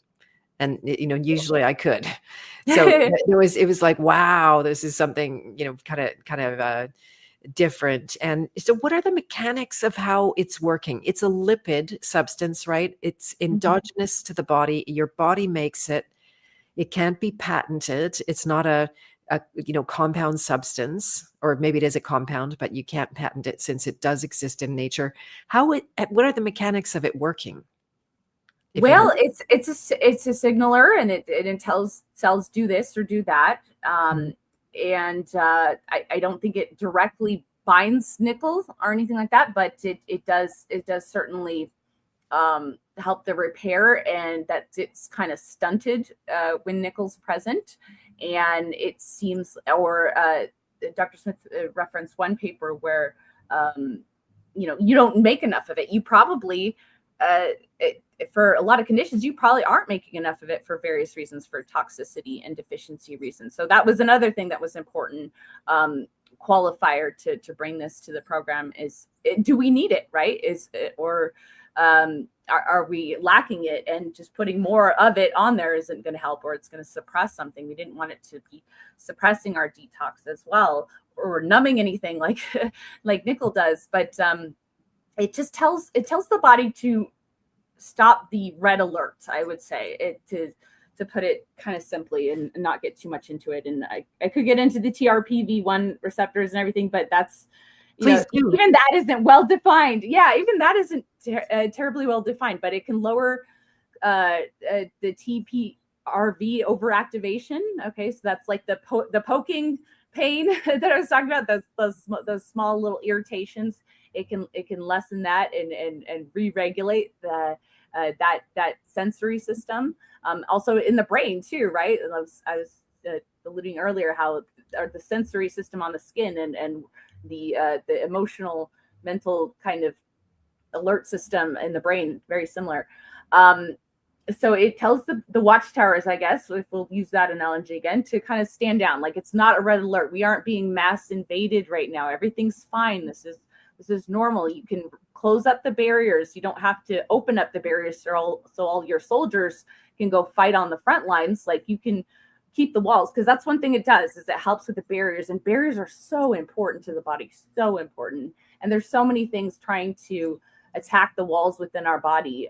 We have barriers in our gut to protect us from the outside world. We have our skin barrier, we have our blood-brain barrier, of course. We have a placental barrier, testicular barrier to protect our future offspring, or ovarian barriers, et cetera, et cetera. There's so many barriers and they're important, and so many things are making them leaky, or this inflammation that we're having is causing your body to think that we need to let down those barriers and send out more garbage cleanup crew, or send out more soldiers to clean up, when we really need to come back to base and fortify everything, and all the toxins can flow on the highway.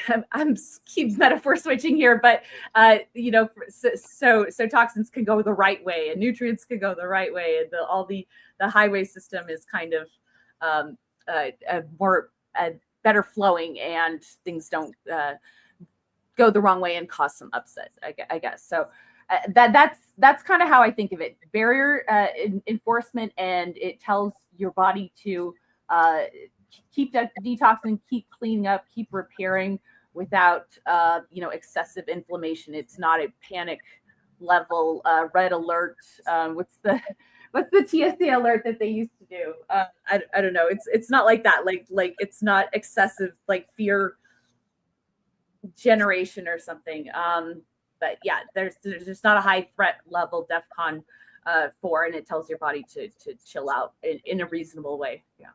Right on. That's awesome. Yeah, you talked about inflammatory cycles, and a lot of people in natural health consider inflammation to be the cause of the problems, but it's no, like that inflammation is there for a reason, but it goes in, what would you call it, like kind of a hyperdrive, or just chronically is in the habit of doing that without any other instructions or the materials. It needs to do something differently than that. Yeah, and that's what I'll talk about it in respect to nickel. So that's what nickel can do. Your mast cells are kind of another kind of protective thing that are all along your borders, right?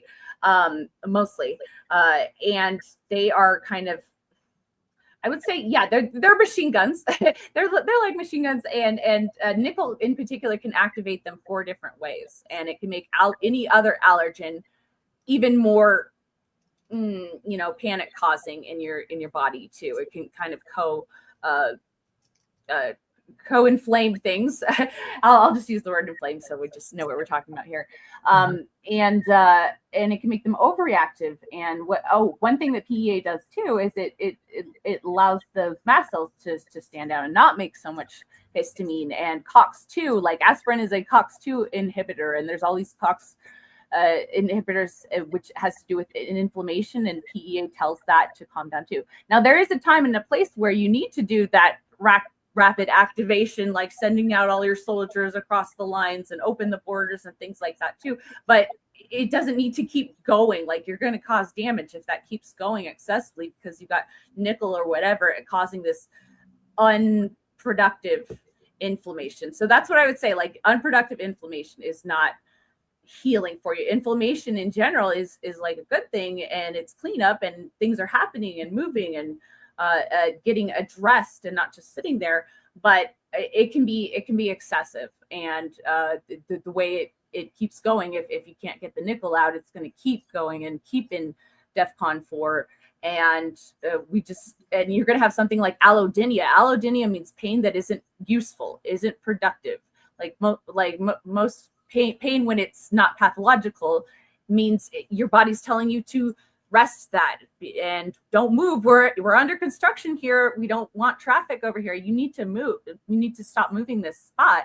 But allodynia is pain that doesn't lead to repair. It's just pain for pain's sake. And nickel is something that is basically causes pain for pain's sake and doesn't produce anything and doesn't result in full repair. And that's why it keeps happening, and it results in chronic pain.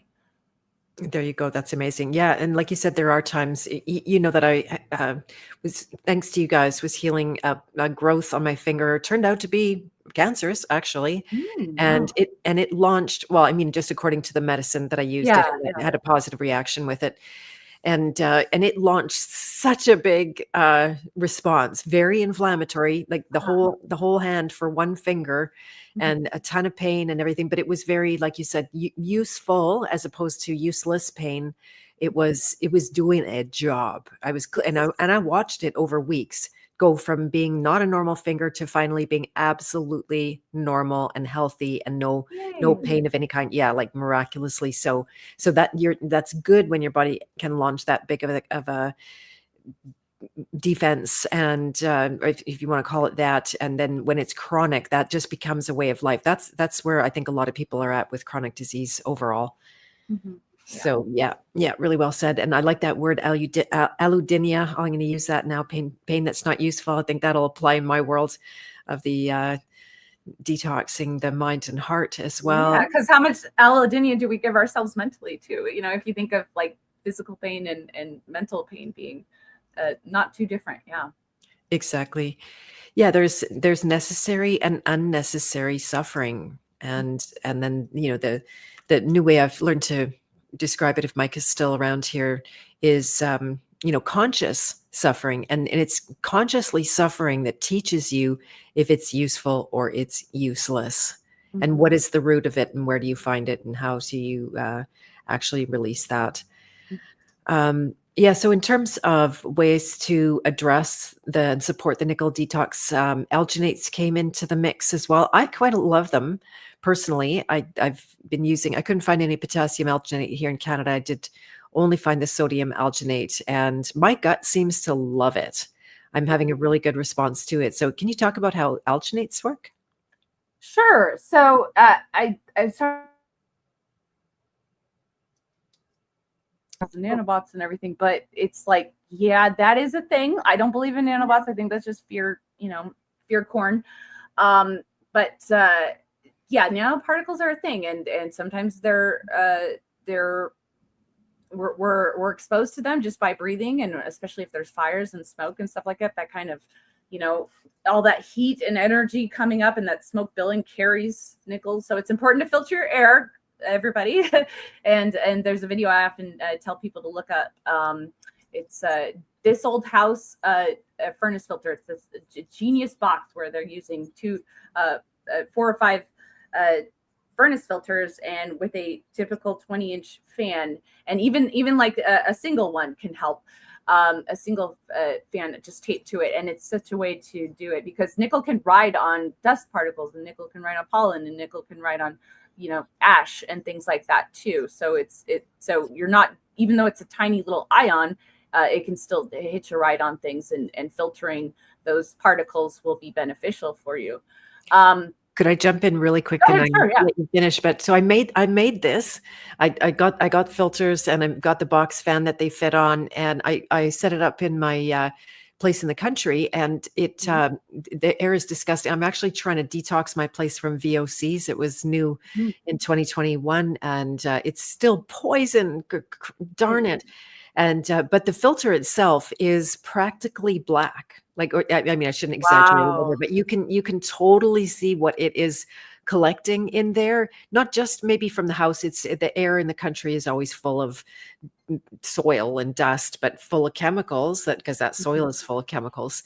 So yeah, thank you. That's great. It's like, it's not a Yeah. $5,000 investment, and it has some impact. So yeah. Yeah, I love those kind of things, those high return on investment, kind of cheaper things, and some of the best things are not expensive, or things that have been maligned as junk are some of the best, most healing things. And I've really found that to be true across my health journey and my research journey.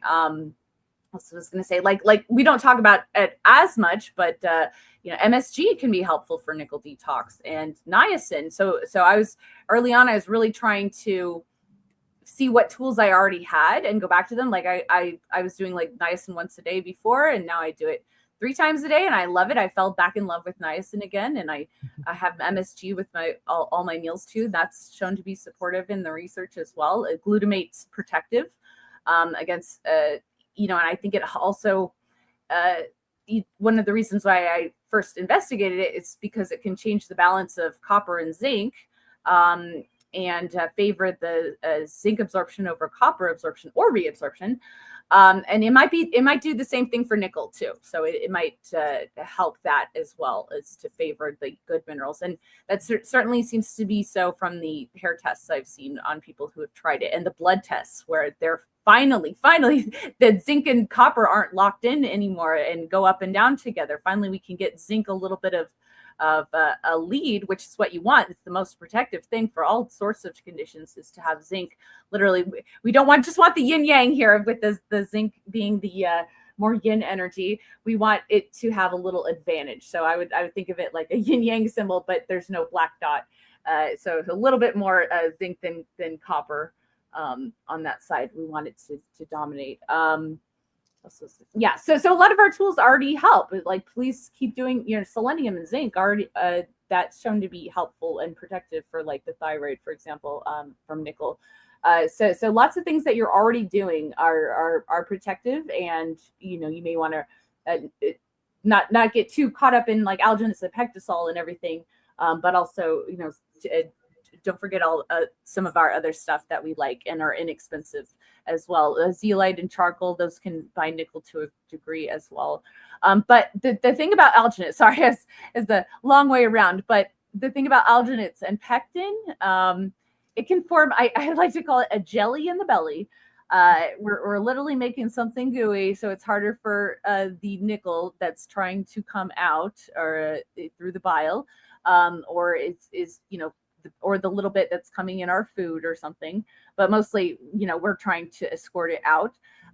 Some of it is actually nano. Okay. So nano, like I was saying earlier, nano doesn't care about transporters. Nanos are just like to your cells. They look like cannonballs, and they literally can just move right through pretty unimpeded. So I really felt like we needed to do a physical capture of this, like not just chelation, not just supporting it, or mineral exchange where we're using magnesium, for instance, to help block where nickel would get in. We're kind of having a similar thing, kind of that prevent nickel from joining, but we needed to literally make something physical that would catch it, and I think alginates perform that beautifully, and pectin as well, and to grab those particles, grab those little cannonballs before they get back in there. So in nanoparticles, they can be a problem when they go in and then they start releasing ions. Okay, so they can mask a nickel toxicity or any other metal. If it's in a little nanoparticle, it doesn't cause damage really so much as the nanoparticle. I mean, there's barrier damage and stuff like that, but once it's kind of settled in, the damage really comes from it slowly releasing the metal and slowly releasing the metal ions and causing problems. And it can, but since you can't see it in the blood, you can't really determine that. It all looks pretty normal most of the time. That's the problem. So yeah, so basically we've got to make a jelly in the belly, and that's what alginate does, and very strongly, so we can just kind of move it along, and it doesn't have to be reabsorbed, and especially the nano aspect of this. Right. When you say like goo in the gut, there's also like mucus, right? That when you have dysbiosis, you create mucus. You think your body's in it trying to do the same thing there? Yeah. Oh, good analogy. I hadn't actually thought of that. Very good.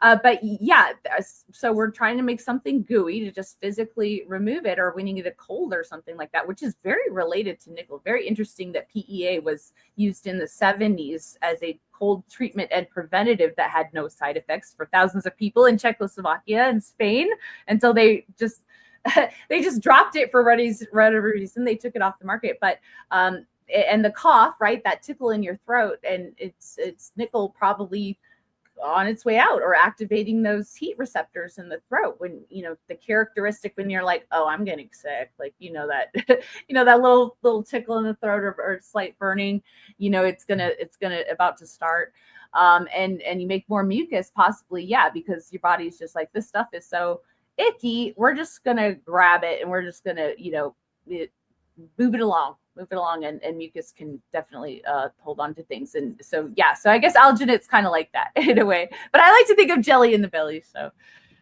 That's nicer. Yeah, than goo in the gut. But yeah, no offense. But yeah. Exactly. And Garrett says you're the champ of finding things that have been forgotten about or discarded by mainstream medicine, even though they're there, which is the beauty, right? Like they don't remove it from the literature. They just, No. I think, don't expect anyone to put the time and effort into finding it the way you do. So I could go into all that about why the information's still out there for me to find, but I think that has to do with the revelation of the method and all sorts of weird stuff, why they have to tell you, or, the rules of things. But yeah, old Soviet research is some of my favorite. Old Soviet research where they didn't have a lot of money. There was no profit incentive. They didn't have a lot of resources to give these scientists to research something. They just like, oh, the Dr. Boris, you research why people have diarrhea. You have, they have metal toxicity. You help, so it's like that's some of the coolest stuff. And it's cool that it's still published and a lot of it's still online and available, and it didn't get all burned up. But I like that, where it's kind of resourceful and they have to use these things that they already have available, and they have to use things that aren't complicated to get, and they have to use things that are safe, so they they don't get in trouble and get sent to a gulag because they hurt somebody. So that's some of my favorite things to find. And yeah, that's cool. Yeah, maybe that could be a part 2 for us that you can go right into the depths of that. Yeah, a good Russian accent, totally. Yeah, you nailed it. That's great. And so you talked about magnesium. What about potassium? This is one thing that I haven't heard come up too much in the nickel discussion at all. Is there any direct relationship with the nickel detox that you're aware of, or maybe not? I haven't looked at the connection between those two yet. There's so many connections to make. I haven't touched upon that particular one. We do know copper, so perhaps copper is another one that can be +2 and the charge. So, and it can block potassium channels, which is why some people feel better if they're copper toxic to take extra potassium. So yeah, it could also apply to nickel. It's very likely. Yeah. Right. Yeah, just coming down the pike. And so one of the things that never gets recommended in the Love Your Liver community, and it's a bit of a burr on my side, I have to admit, is you don't recommend, neither are you guys shit talking it, but you're not recommending fasting. Do you want to talk about your opinion of fasting and why that's not often, on the treatment plan, for example? Yeah. All right. So fasting is sensed by your body and your nervous system, even though it doesn't approach conscious thought a lot. And a lot of times there's this disconnect with what our body's doing and how stressed, quote unquote, our body is, and how stressed we are, thinking about it. And fasting tells the body that we're in danger. There's not enough food. This is bad. We need to break down some like our tissues, because we just, we need a certain amount of amino acids every single day. And if your body is not getting them from food, it's going to get them from your muscles. It's going to get them by breaking down you, basically, to get the ones just to keep you upright. So this is very much a primal stress response. And obviously we don't want to create stress. And what does it do when you don't have enough calories a lot? It shifts your metabolism down. So you basically go into hibernation mode and you stop losing weight if that was your goal. And this autophagy thing that's ballyhooed by all these alternative frontline doctors. Autophagy is good. They even had like t-shirts like, I know. Like, yeah, autophagy or autophagy, however you want to say it, literally means self. Auto is self. Phagy means to eat. Okay, so you're eating yourself. Does that sound like a good thing? Or mitophagy, mitochondrial eating. So when they say something, oh yeah, methylene blue causes mitophagy, and then your body makes more mitochondria. It's like, of course it did, because it had to, but you can only do that for so long. You can't just keep breaking down things. Oh my gosh. So it puts you into a stress response, which means that repair isn't going to happen and proper detox isn't going to happen. Your body's going to prioritize shifting things downward, lowering detox. So you might feel a little bit better for a while, but because you're not detoxing for a while, or your body is putting a bunch of calcium where it shouldn't be to kind of protect you from the stress hormones, and you can have calcifications from that. So ultimately, it's a good thing that we have this response because it's protective.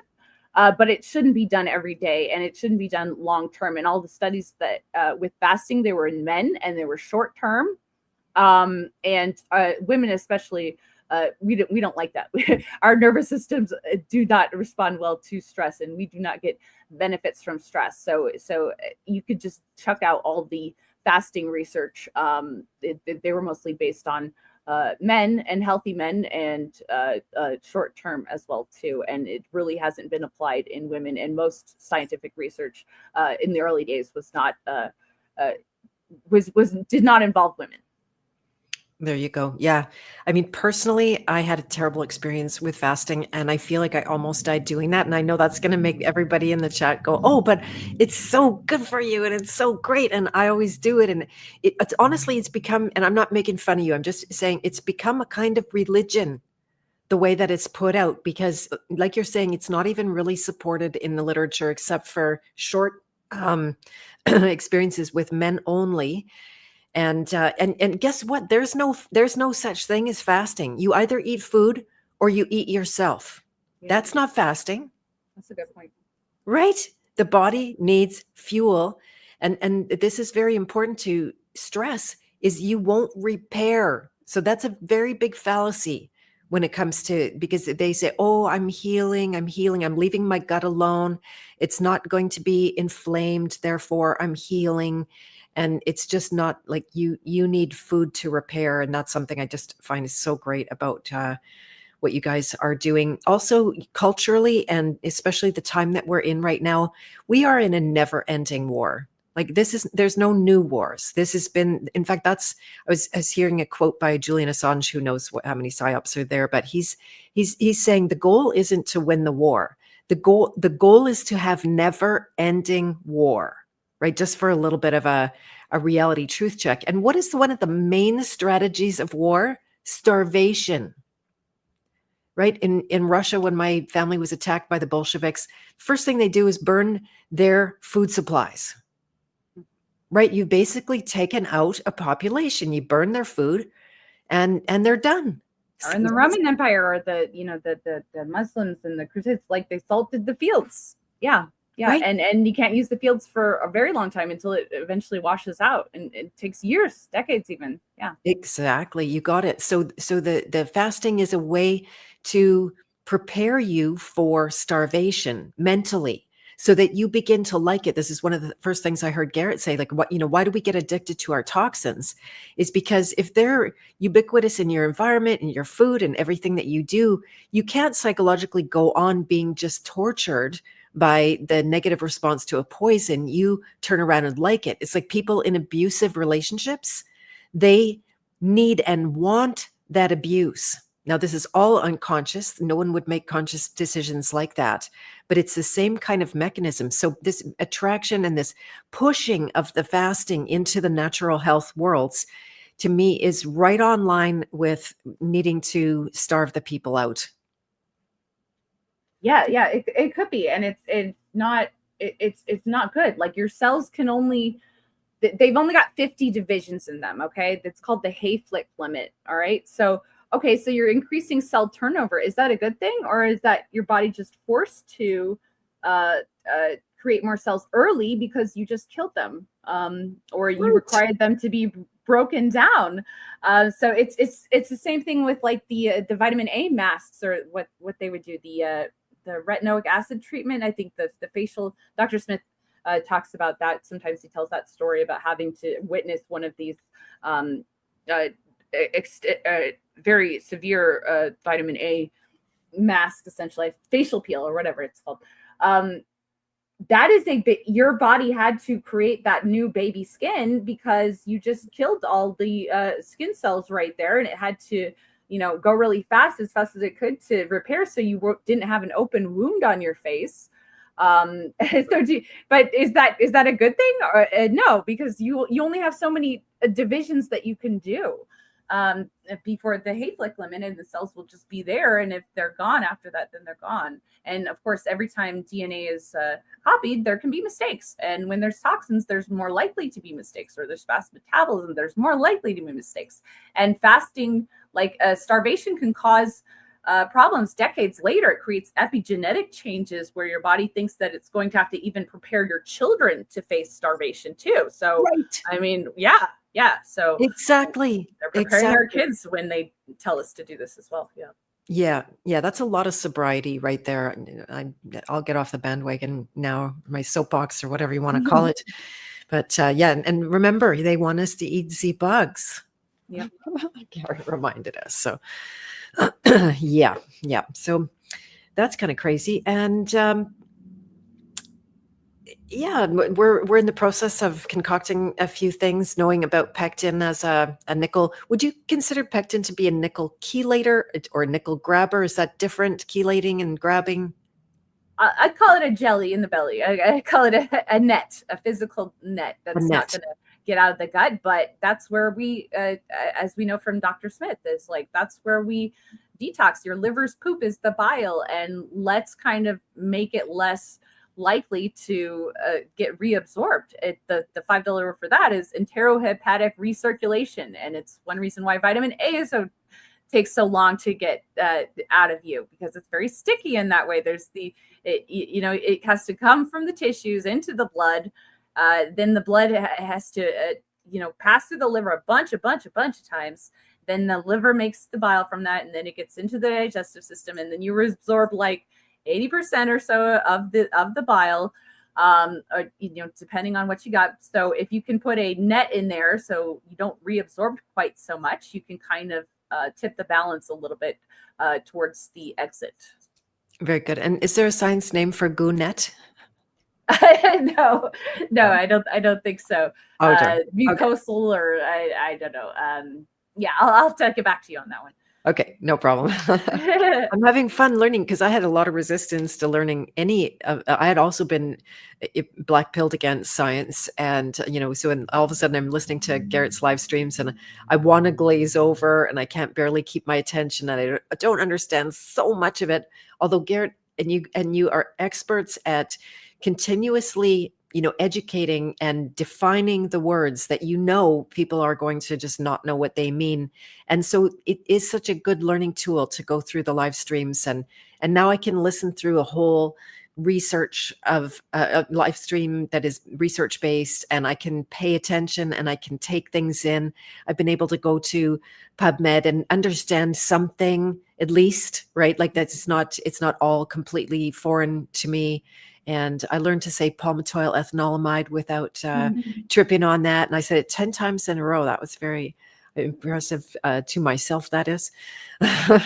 So anyway, I was just glad to use my brain again for good purposes. Yeah. And when I first encountered Dr. Smith's videos, I was so impressed, because I had never seen anybody do this, literally like have the research highlighted, define for people things. And, I was leaning more towards Dr. Smith's views anyways beforehand, but he really tied it all up together into what I was already feeling, like that garlic was bad, and these methylene blue, these repurposed drugs are bad, and herbs were generally not good for you. And then I found stuff like, oh wow, this is different, this is kind of what I've been thinking. But yeah, it's I'd love to teach people how to do PubMed if they ever want to learn how to do it, and what to look for and what's garbage, because you really have to sift through the trash. There's a lot of trash, but there's always some truth to it. I mean, most people writing these, if they're real studies, are not trying to deceive. They're trying to do science, and they didn't teach all the scientists wrong in all the universities and stuff like that. I got the same kind of education, right? So do the powers that be, the dork lords, have to retrain all their scientists and teach them completely the opposite? And it's, it's how it's presented. I think that's where the deception lies, or how it's presented that killing cells is a good thing. It's actually a good thing. Oh, this compound killed all these cancer cells. Yay. Oh, the compound is arsenic.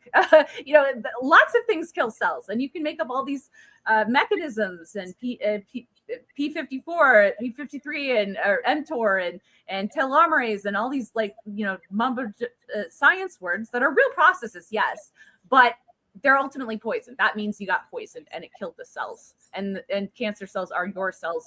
They're just more rapidly dividing, more rapidly detoxing because they have to be. So yeah. Yeah. So I'll put you on the spot, Kelsey. And would you consider doing a House of Free Will workshop teaching us how to look at PubMed? Oh, sure. Yeah. Amazing. Yeah. So we're so lucky. She is a member. Kelsey is a member in the House of Free Will, which a bunch of Love Your Liver people have joined us because we have a study group there. I'm super passionate on the subject. And so we'll talk about that in the future. And Eliza, when I heard that, when you said Dark Lords, I also heard Dork Lords. So I said Dork Lords. Yes, I say Dork Lords. Oh, you did? So okay. formidable. Yeah. Very well played. LeBrad Pass is in the house. Nice to see you. And Eliza said it's a wonderful membership and you highly recommend Beth. So that's very nice. Thank you, Eliza. Well, I wonder, we're coming up on 2 hours, and I think this has been fantastic. We've covered a lot of ground. I appreciate your deep knowledge. Is there anything else that you wanted to talk about before we start closing out for today? No, I have an appointment with to do some woo work with someone, so I gotta go. But yeah, thank you so much for having me. It was fun talking about all this stuff, and I'd love to teach people how to do what I do as much as I'm able, how to look in the research and how to find the truth inside of it, because it's often hidden. It's not quite so straightforward. And even a paper from the Dork Lords can still have some value into it if you know what to look for. Right. Oh, exactly. Yeah, that's the point. It doesn't have to be baby in the bathwater. You just need some actual knowledge about what they're saying. So that's very cool. And Garrett thinks this Kelsey girl is super neat. Oh, shucks. I don't know if you have 1 minute. Allie had a question just about testing your coconut water for nickel. Any? I haven't had a chance yet. Oh, but I was talking to Dr. Smith that we might have an option if somebody wants to, might have an option in the shop if somebody wants me to test their water or beverages. We might have an option to do that. So, because I have this wonderful nickel tester, and I want a 3D printer. So I told Dr. Smith, okay, so maybe we can, I can only test so many things of my own stuff. So maybe people will want some of their water or beverages tested. 100%. Yeah. And I keep on thinking we need to have an in-person gathering at some point, maybe when there's enough data on the nickel detox and it's worthy of starting to film and document and all that kind of thing that might happen. And the Queen of Chemistry rocks again. Dagmar says Dagmar's going to be here on Beth of Fresh Air. Maybe I'll let you go since you've got an appointment, Kelsey. And thank you so much for coming on. I look forward to our continued connection. Kelsey is an excellent practitioner. And yeah, it's like $1 million to have her in your not back pocket, but like have her on your team is what I meant. Not back pocket. I know what you meant. Yeah. Yeah. You did really well. Speed dial. Got me on speed dial. Yeah. You did really well with the metaphors today, by the way. You were really rocking them on the watchtowers and stuff. Thank you. I'm getting better at it. I'm learning from Dr. Smith. He's really good at those. Yeah, he's the master of those. Exactly. All right, my dear. So much love to you. Thank you. I'll stay on for a few minutes and just say goodbye to people. Okay. So. Goodbye, everybody. Thanks for being here. Bye-bye. Okay. Thanks for having me on. Okay. You're very welcome. Thank you. All right. Well, that was super fun. I thoroughly enjoyed that. It's one of those topics that you can't really overdo because it's so, it's so not known out there in the normal world. And I do feel passionate about helping people that want to be helped. And K8, nice to see you here. I'm really glad that you could bring some folks over yourself or come over from maybe the Confluence chat. I'm guessing where you heard about this from Eliza. And yeah, oh no, is there tons of nickel in the harmless harvest coconut water? Yeah, I know.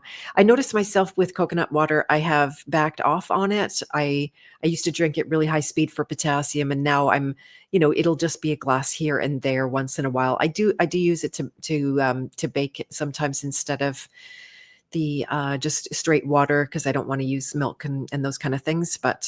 And Garrett says we need to get more data on the coconut water and nickel. Yeah. So let's see, we've got another coconut water here. You try and get coconut water from young green coconuts. And then it just depends, to the degree that the coconut, because coconut is high in nickel. That's they say the coconut meal or the coconut meat, whatever you want to call it, is high in nickel. And then does it get in the water? Probably, right? It's everywhere. And I guess this is a message to anyone who's more new to this, is that you can't eliminate nickel from the diet. It's just not possible. It's going to be everywhere. It's everywhere in your environment. It's in the air. It's in the water. You know, are you never going to go swimming again? Maybe I actually don't swim much at all because of the quality of water. And but you can't be in that paranoid place where you feel like, oh, I can't eat anything and I can't do anything and I can't go anywhere. That's not a life. That's not heal. You won't heal in that state, no matter how good your diet is or how clean your diet is. That in itself is a mental illness, actually. So trying to get that, what do you call it? Some kind of perfection paralysis or purity spiraling, I think is the new term. I hear quite a bit about that. Ali said manganese gives the harmless harvest coconut its pinkish color. Interesting. I don't like that. Don't give me pink coconut water. I don't want that. I want it as clear as it can be, even though it's a little bit cloudy. And K8, you're very brave for being here because you're in a different world that doesn't talk like this. So good on you for opening your mind and your heart. And usually it gets to that point. You know, I went through a very serious life-threatening illness. It almost killed me. I got to the other side with a belief that I healed, but I didn't heal. I survived, really. And I'm still to this day healing the toxicity from that. Now having that sobriety and understanding, it's usually people get into trouble and they can't get out of it. And the natural medicine doesn't work to suppress anymore, which has mostly all a belief system. This requires no belief system of any kind. You really don't have to believe anything. If you can't observe it, it's the same with my work in my world, then you can't really treat it as knowledge. Dagmar said, you think there must be a difference between the young coconut water? Yeah, young and old, because I hate old coconut water. I don't even bring that to me. I don't want to drink that. So it's got to be, and then the ultimate is fresh out of the green coconut with the guy with the machete who cuts the top off and sticks a straw in there. And that's the best. I like that a lot. I also really like the gel inside, but chances are that's full of nickel, like we were just talking about. That gel is probably protective for that seed. And K8 is a famous member of the Way Forward community that I know. I got a chance to pass and be very close proximity with her. I don't think we connected very much, but we did after, and that was really fun. So she drove the entire East Coast and hung out with Eileen McCusick. That's nice. Very cool. I love it. And yes, purity spiraling was the word. Let's see. We are supposed to put magnesium on our skin and avoid manganese. True story. Exactly. Those words sound similar, but you don't want manganese and you do want magnesium, and topically is the way to go. So, yeah, you got it. That's it. All right, my dear. So I will be back on Monday with Bernhard Gunther, who is going to be talking about the psychospiritual work that he does, in particular with respect to the ongoing apocalypse of our world that is crumbling, maybe the end of a civilization. Gurdjieff actually did predict that 100 years from when he predicted it, things were, potentially going to be at a very serious crossroads. We all know that. I'm not here to fear porn you guys, but let's look at it from a solutions oriented perspective. Like how can we use this time and the intense stress? And I know I love Bernhard too. He's amazing. I'm pretty happy. He's been on, I think, a couple of times, but not for quite a while now. And I learned that he's into Gurdjieff. So that's exciting for me because I'm super into that right now myself, getting so much out of it.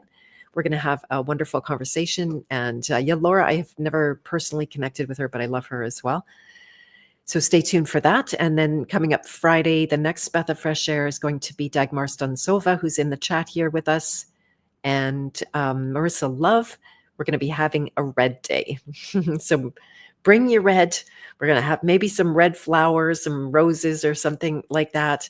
It's going to be super fun. We're going to talk about everything red, and I have a feeling it's going to be deep as all heck. And deep as all heck is what I was trying to say. So yes, Dagmar, she rocks. I love her a lot. We get to connect and compare Love Your Liver notes all the time, which helps so much because if you were to do this in isolation, it doesn't go that well. And then, yeah, won't be around on the 21st because we'll be in California in the Redwoods with Joel Schaefer. Yay. Looking forward to that super a lot. I didn't even know if we could go because our airline went on strike. And but as far as I know, it seems to be getting itself back into order. So everything was in favor of this trip moving forward. There's like 9 of us, of my friends going. It's going to be very well populated by us Manitoba of origin people, although not everybody is of origin from Manitoba. And one last time, I'll let you guys know about the Journey Code Open House. This is a training. This is my heart and soul, my baby, that when I wanted to lay down and die when 2020 hit, instead of doing that, I created a 7-month training to teach people to do what I do because I became very satisfied with what I do. I am able to help the person who wants the help, who's actually ready for the help, who's ready for the truth of themselves, not the truth that I'm going to tell them, the truth to discover their own unconscious. Nobody wants to do this. This is, some people treat it like a fun game for 5 minutes, but when you see the reality of it, and this is why I love Joel, because he talks about the beauty and the terror of life. I say that terror, right? It's not a cakewalk. Detoxing nickel is not a cakewalk.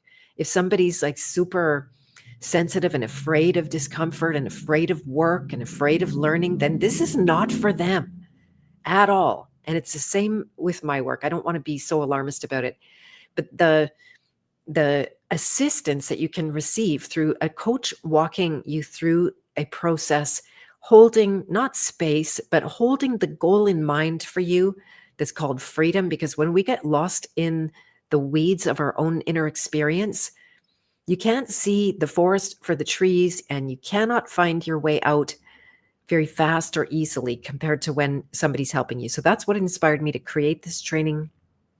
So there's more people like that can help each other. It naturally, organically grows into an amazing community, the way that people relate and are in support of each other without any training or, me telling them you have to do it. That's my son. Looks like we're going to go for dinner right away. So I do encourage you to listen to the open house that I gave. It was a very inspired talk about why saying no is not a boundary. And I know that's not popular. People are all like, oh, you just need to say no. That's actually bullshit. Excuse my French on that one. And so I'm very passionate about sharing that with people so they could develop true boundaries that are based in purpose and knowing yourself and not being afraid to go deeper than the surface level of who you are. So that's coming up. In the training begins September 16 and the open house is on. And thank you, K8, for reflecting that total bullshit. Thank you. That's very good and very uncommon to know. So I appreciate that you know that already. Good for you. We'll have to get to know each other better. We'll be at Confluence again next year. So yeah, the future is no boundaries because we're all aligned. Yeah, well, it depends on how you define the boundaries. So that's a different subject. But yeah, the alignment is a beautiful thing because then you don't feel like you're doing everything on your own, which we couldn't anyway. So see you Monday. I'm very, very happy to have been here today. Kelsey is a rock star. We love her. And I feel very fortunate that she could come on and share all her wisdom with us today. So I'm going to play us out one of my songs from an album you can find under the name Vijaya, not vagina, it's Vijaya. Living Knowledge, just because this is my only album that is not under Beth Martin's. Otherwise, you can search the rest of them. So this is the album that it comes from. It is a song called Upadrashta, and it's referring to the great seer. Maybe someone could call that the observing eye that is going to be vigilant and really notice things and not suppress and not shuffle things off out of our awareness so that we could be more comfortable, knowing that comfort is really numbness, like Kelsey was saying. So thank you, everyone. I hope you have a beautiful weekend after this Beth of Fresh Air, and bye for now. Oh, my true guide, Lord and supporter of all, forever free from identity. Be well, I'm dwelling in you. Be well, I am dwelling in you. Be well, I am dwelling in you.